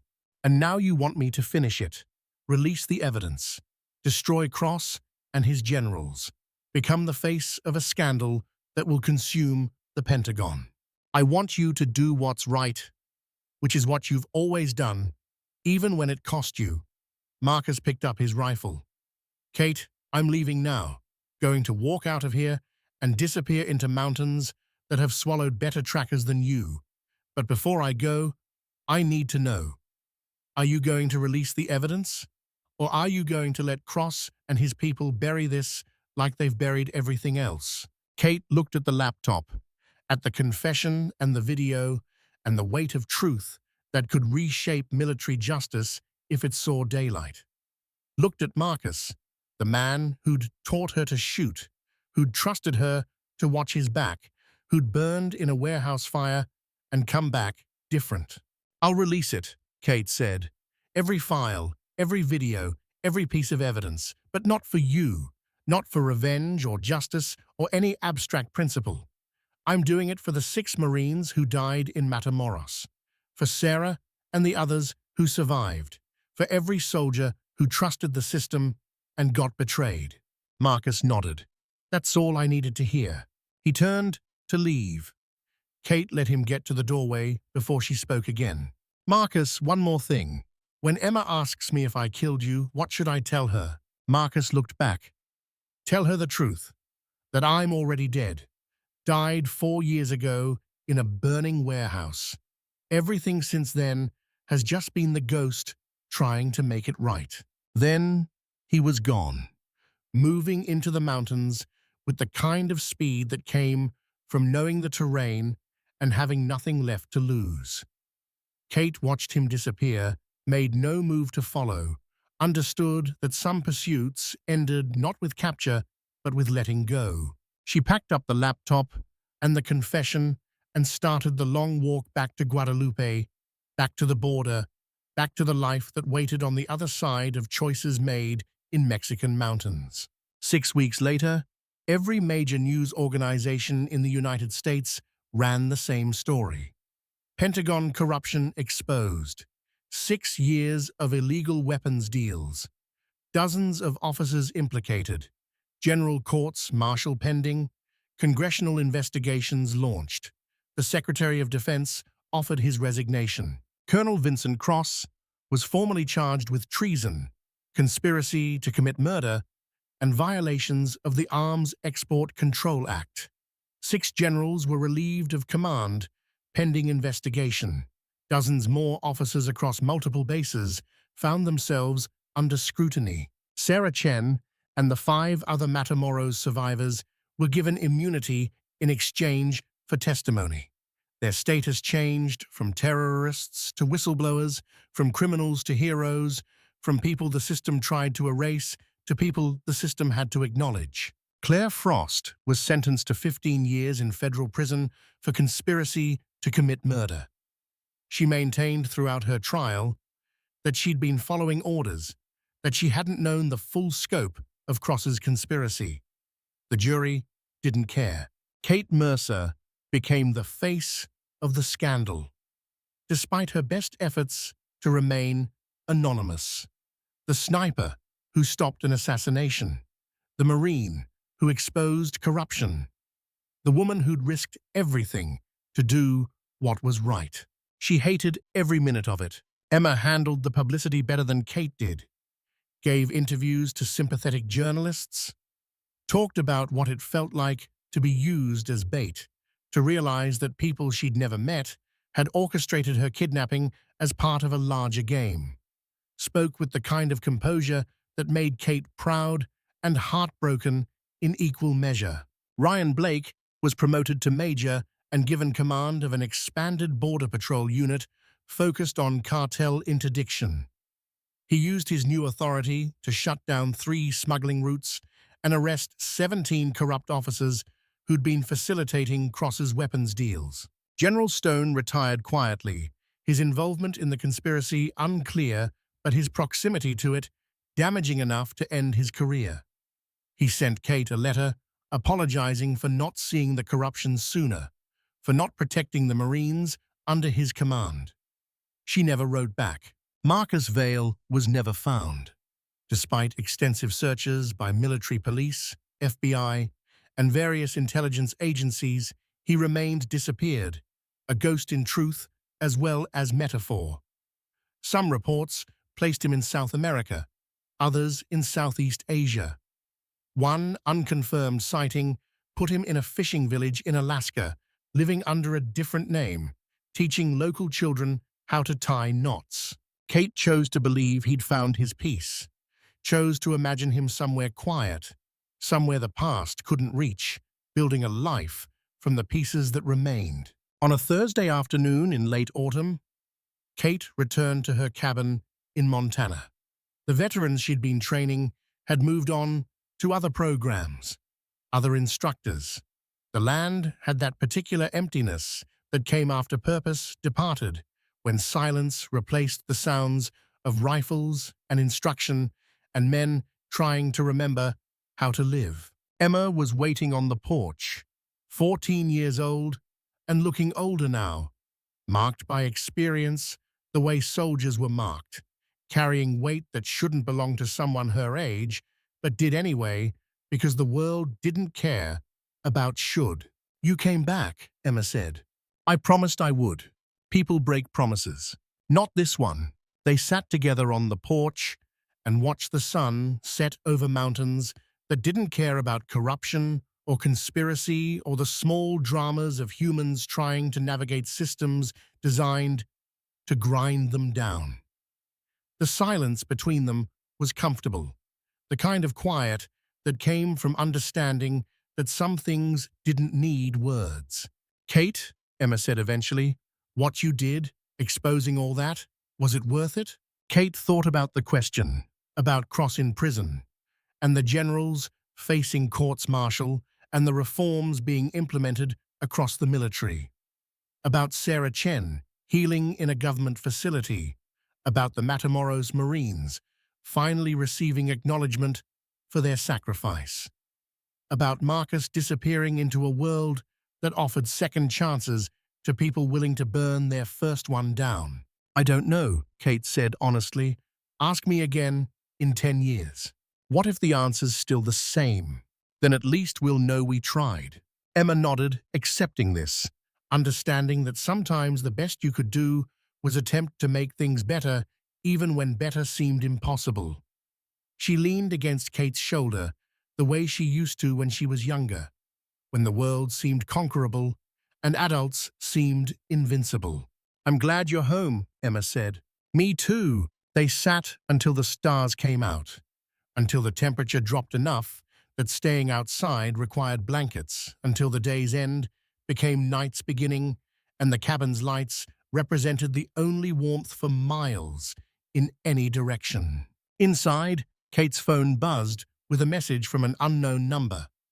She almost didn't check it, almost let it sit unread, unwilling to engage with whatever new crisis or complication or demand the world wanted to make. But something made her look, some instinct honed by years of survival in places where ignored messages could mean missed warnings. The message was simple: a photograph of a beach at sunset. No identifying features, no text, just sand and water and sky painted in colors that suggested peace. And in the corner of the image, barely visible, a signature. 2 letters carved into driftwood. MV. Kate smiled despite herself, deleted the message, turned off her phone. Some ghosts deserved their rest. Some people earned the right to disappear. And sometimes, the best way to honor the dead was to let them stay buried while the living built something new from the ruins they'd left behind. She went inside, made dinner with Emma, talked about school and friends, and the ordinary concerns of a 14-year-old girl trying to be normal in a world that had shown her how abnormal things could become. And for that night at least, in a cabin in Montana, surrounded by mountains that had witnessed centuries of human struggle and remained unmoved, Kate Mercer was just a woman making dinner with her daughter, planning a future that might actually last, believing that despite everything, tomorrow could be better than today. Outside, the stars turned in their ancient patterns. The wind moved through pine trees. And somewhere, in a place Kate would never know, a man who died 4 years ago in a burning warehouse sat on a beach and watched the sun set over water that went on forever. The war was over. The truth was out. And the people who'd survived had earned the right to whatever peace they could find. It would have to be enough.